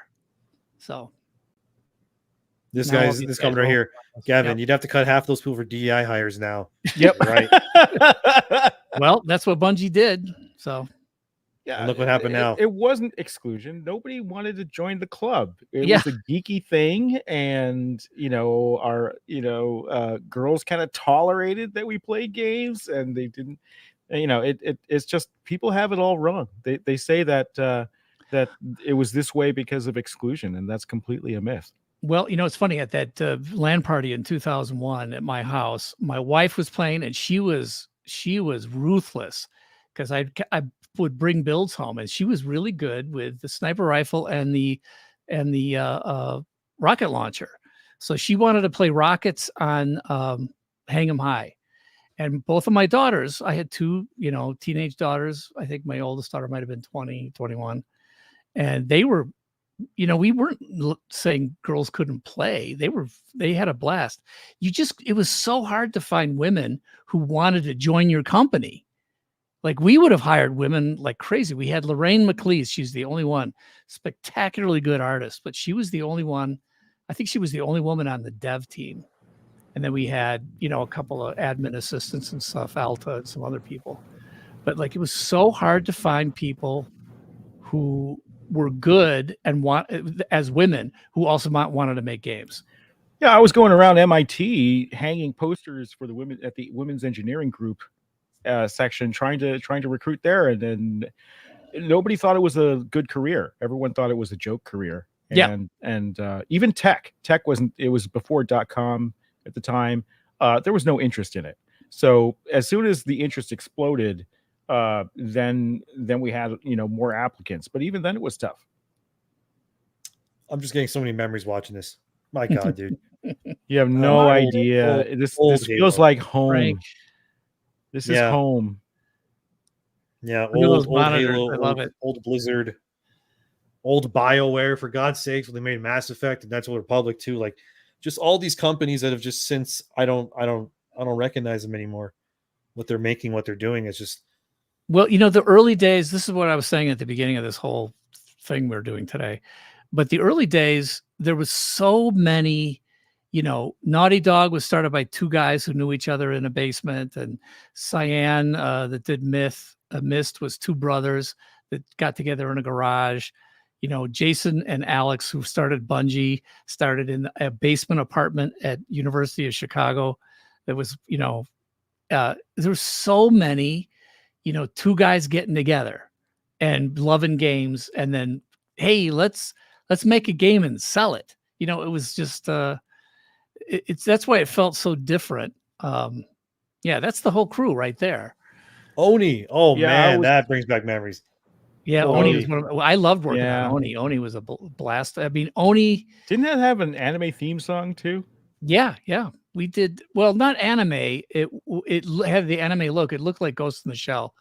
That was but it had electronic. It was like EDM kind of, heavy electronic. And then I also brought in orchestra. So we did EDM and orchestra and stuff at the same time. It's pretty cool. Yeah, anime wasn't really big at the time. So I was really thrilled to see Oni, and I remember playing it. If you look at the most of the Oni artwork for marketing, that was all done by Lorraine McLeese. Lorraine did beautiful. She was a anime manga fan. She got me into manga. I started reading whatever that one about the air people in the air that flew around. Manga with air people. Not air people, but it was somebody of the air thing. Anyway. The Last Airbender? That's not not The Last Airbender. Sorry. No, that's not manga though. Never mind. It's all good. Well, do you guys want to just get through the last remaining super chats? No, somebody wait. This is a joke. Are you going to mention that Bungie used the Gay Men's Choir? No, Who said I that? hope that's a funny joke, but no, there was no gay men's choir in any Bungie games. Not because I wouldn't have. I've heard of great. Yeah, there it is. No, we did not use the gay men's choir. As a matter of fact, the first monks, the monks that were in Halo 1, there's Alta. Yeah, girl. Yay. The first choir was me and Mike Salvatore, and 3 guys, Bob and Jeff and Dennis or something. And they were jingle singers in Chicago who had just sung Mr. Clean, Mr. Clean. So I'd used them for Mr. Clean. I used them for a bunch of stuff. I said, come over. I'm doing this session. I need to sound like a monk choir. So they came in and sang. Was And this then the name the of the next anime? songs we did, Nausicaa. There it is. That's the Valley of the Wind. Nausicaa. Yeah. Yeah, good one. Did There you you say go. you wrote the Mr. Clean jingle? Well, I did the Mr. Clean jingle was an old 1950s jingle, and then it was brought back in 1987, maybe. And we did Mr. Clean for like 10 years after that. We did all the Mr. Cleans for 10 years. Flintstones, we are Flintstones kids. I wrote that one and did them all. And then Damn. yeah, Wow. my daughter was 5 years old and she sang "And Growing." So Oh, there you yeah, that was my previous career before I got late. I was late to the game, literally, to get into the game business. Oh yeah, I mean, somebody's asking me, hey, did you do the choir for Undercover of Night? Yes, I did. As a matter of fact, all the other singing Oops. in Halo 1 was me by myself. Not because I wanted to do. It's just there was no budget, there was no time. I just would overdub myself a zillion times. So every other singing part you hear in Halo is just me. We can sum up the whole stream with just this one comment. Where is it? Right here. Marty O'Donnell lore. That's the whole stream. I want to point something out that maybe we didn't talk about on this stream very much. Everyone knows Marty as a composer, but as Marty and I talked, it's very clear Marty was much more broad than that, and his role at Bungie. We're talking C-level executive board level stuff. You're on the board, Sorry. Oh, There yeah, we go. exactly. You guys have no idea. We were talking about this. People have no idea what happens at the top, and the drama and the business and the politics. And Marty was very pivotal in that, and has a huge role in the company. So I just want to point that out. It's like Marty is a lot of Bungie, not just the music part, but a lot of the heart and soul. And I just want to point that out to chat. Yeah, I think there's a lot of love in the chat from Marty's work. Everyone's just like, thank you for everything. Where are all the man. people who call me Nazi and white supremacist? They didn't show up today. That's great. I appreciate that. Oh, they're probably getting reviewed for comments or whatever if they're trying to attack the thing. Well, I said this and you know what? I bet you, Mark, you agree with me on this, but there was a moment of making games, like probably at Blizzard, and for me it was at Bungie, where in my mind, in hindsight, I look back and go, that was Camelot. But when you're in the middle of Camelot, you don't realize you are. It's hard, it's work, it's you might even have some fights with creative fights, and iron sharpens iron and all that stuff. But then looking back at it, I'm like, oh my gosh, we had it so good. It was such a great time. So many talented people to work with. And we weren't even thinking about anything but trying to make the coolest thing we could make. We would fight. We would, but we just wanted what was best for the game. We would work and play together. We would game together. Yep. We'd never go home. Basically, it was tough to have families. It was a different time, and it'll never be again in AAA gaming. Indie gaming has some of that. Yeah, indie gaming has some of that. But and by the way, I would highly recommend, if you are going to do an indie game thing, and it's so easy to do distributed stuff, right? So this guy's got his studio, this guy has his thing, and you call the Netherlands and he's working on something, he calls Texas. But man, if you can get a group of people in the same office working together, there's a magic thing. There's an extra layer of magic that happens when you're physically in the same space. I hope people can do that again. I really do. And we were there for the right reasons. There was a purity of purpose then, because there was no real money in it. You took a pay cut to work in games. You know, there was no rock starism at the time. That developed a little bit later, and it was really, everyone was there for the passion, for the right reasons, because we wanted to make great games.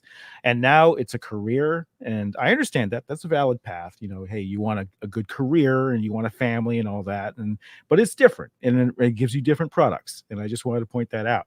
And that if you want that magical time again, you're not going to find that in AAAs. So for those of you who are looking for that experience, definitely think about getting a couple friends together and doing something, because the tools have never been better.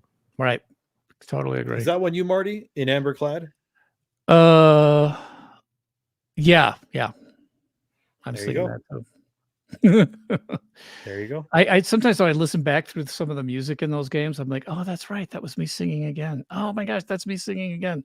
It was just something. It was just like going to the keyboard, going to a string patch, going to thing. It's like, oh, you know what I need here? I need that high voice thing again. And it was me. And so I would just throw it in. I forget that, but yeah. Yeah, a lot of great comments. I'm just trying to share. What was that one? Endymion is your name from the hardcore music guy? No, my name's from Greek mythology. There's a character called Endymion in Greek mythology, and he's like a human that falls in love with the moon goddess. You know the anime Sailor Moon? That's actually based on Endymion and Selene. So there you go, a little lore for you there. Well, cool. let's get to some more super chats, and we'll finish with the super chats, and then we can probably call it a day, because we're already 3.5 hours in. Wow. Where did I end up? Okay, we're here. Axiom Seraph, Gearbox also screwed up Homeworld 3. That one hurt. Gearbox has not been doing very well with a lot of releases lately, in general. Yeah, I saw a lot of people complain about Homeworld 3, and I even wrote about it a little bit. It's kind of sad to see what happened to the franchise. They also ruined what's another game they published? Godfall. That's what it was. That was a whole other thing that did not work out for them. Yeah. Another absolute war pig for another 5 memberships. People want memberships. Thank you very much. You can go in there and grab them. BL Xmas also gained 1 membership. Thank you very much for that as well. Absolute war pig again. Thank you, Endymion, Grummz, and Marty. It was awesome listening to you guys. Thanks, man. You've been doing so much this stream.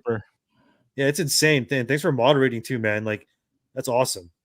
BLX, yep, new member as well. Thank you very much there too. We've just got a few more here. Why cannot someone say to SBI, can you promise that we will get excess amount of money? Otherwise, you owe us and no pay. Give them some accountability. That's not, I mean, the way it works is like when consulting is that you pay them to consult on it. They get their fee and then they leave. And then you kind of use what they left you with in order to make the game, which like 9 times out of 10 doesn't work. And that's why they shut down, unfortunately. So my understanding of SBI, and I might be wrong on this, but there was a great Monty Python skit a long time ago where the 2 brothers go to try to shake down the military guy. He's like, hey, General, you wouldn't want something to happen to the players, the soldiers here. You wouldn't want like some sort of fire to happen. Oh, hey, I dropped your thing. Sorry. See, accidents happen. I mean, isn't that what that's called when it's protection money? It's like you pay us or otherwise bad things are going to happen to you. There was going to make the bad things happen, but hey. There's the lady that started SBI. Why is her name escaping me right now? Kim Belair. There you go. She had a very infamous like thing she said online. I think it was at like developers conference or something like that, where she basically said like, if they don't give you what you want, you take out their like HR people and tell them what's going to happen if they don't give you what you want, basically.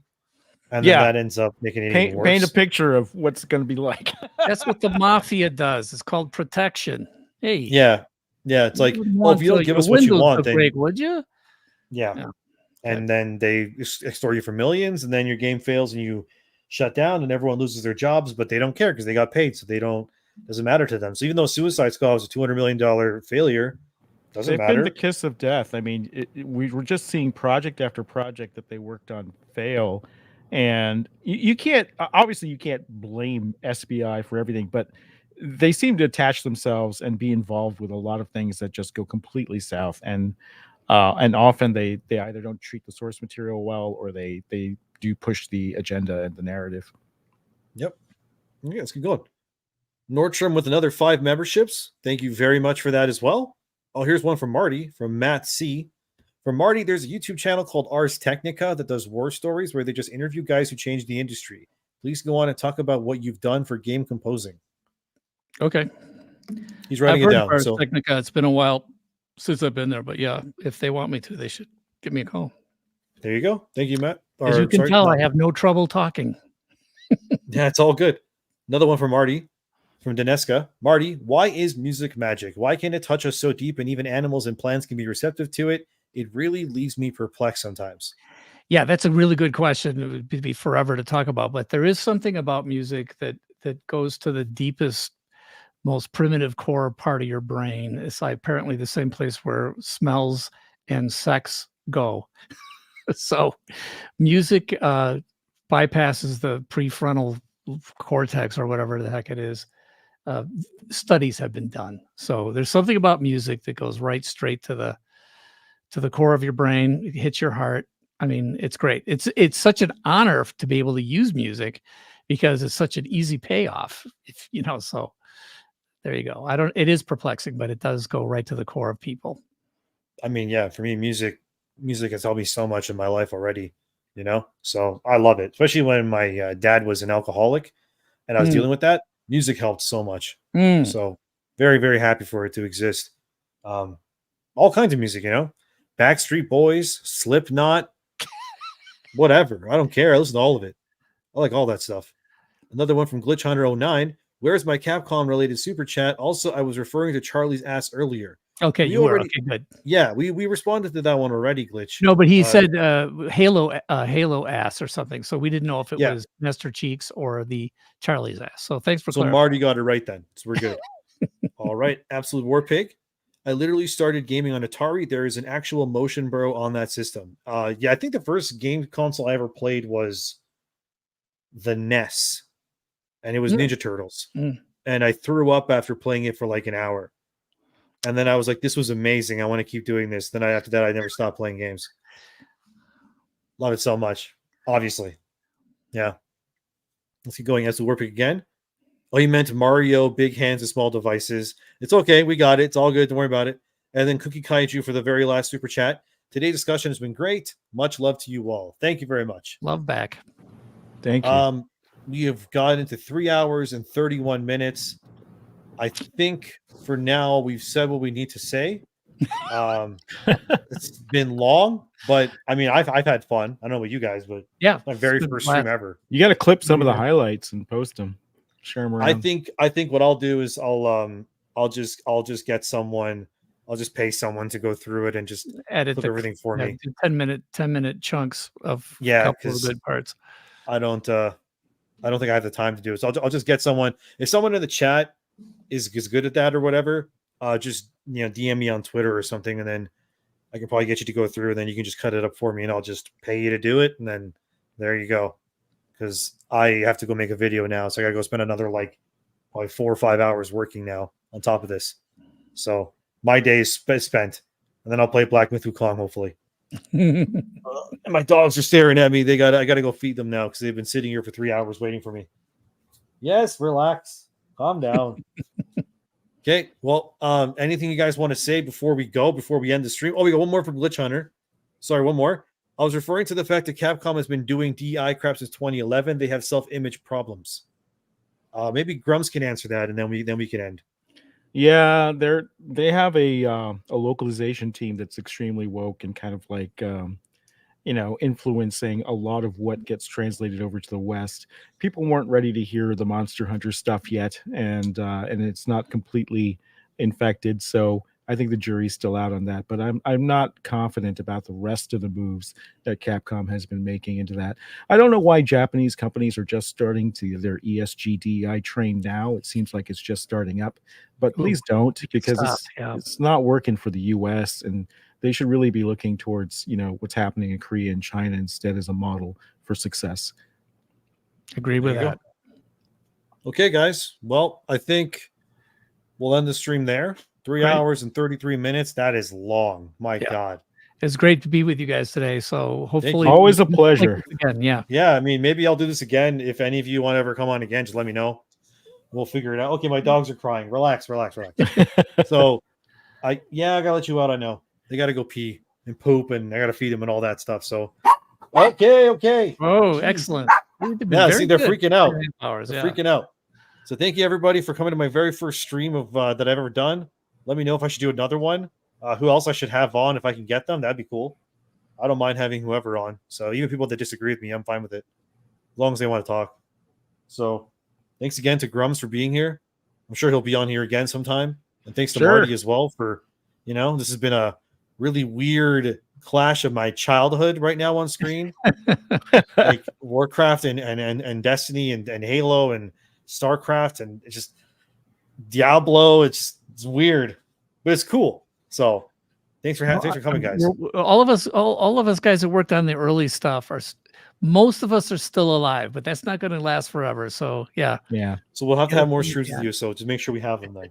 Okay. Well, thanks everybody for watching. Thanks for being here, guys. Thanks for all your support. Get Gundam on. Yeah, I could try. I can maybe I can ask. It's a Gundam. I've never actually talked to him, so I'll see who I can get on. We'll see. Maybe I'll just get people on and we can just talk about the news and games and stuff, and we can just make jokes and stuff. And I got to figure out this audio thing so the videos play audio. Anyway, I'm going to stop talking. But thanks, guys, for watching. I'm going to end the stream now. If I'll do this again, I'll let you know. It might not be for maybe another week or two. We'll see what happens. But thank you very much, guys, and I'll see you guys in the next one. So if you guys want to say anything of where they can find you. Yep, everybody knows. I'm on things. Grummz is on Twitter. Marty's on Twitter. Marty O'Donnell on YouTube. And if you guys want anyone else to interview, Marty or Grummz, let those people know. There is there is a Discord channel called the Marty Army, open invitation. So there you go. So anybody wants to go on that, do that. Maybe Marty can post that on Twitter, and then people can go through that. Yeah. Okay. Well, thanks, guys, very much. Okay. Have a great night, everybody, and take care of yourselves. Bye-bye. Take care, everyone. Bye-bye.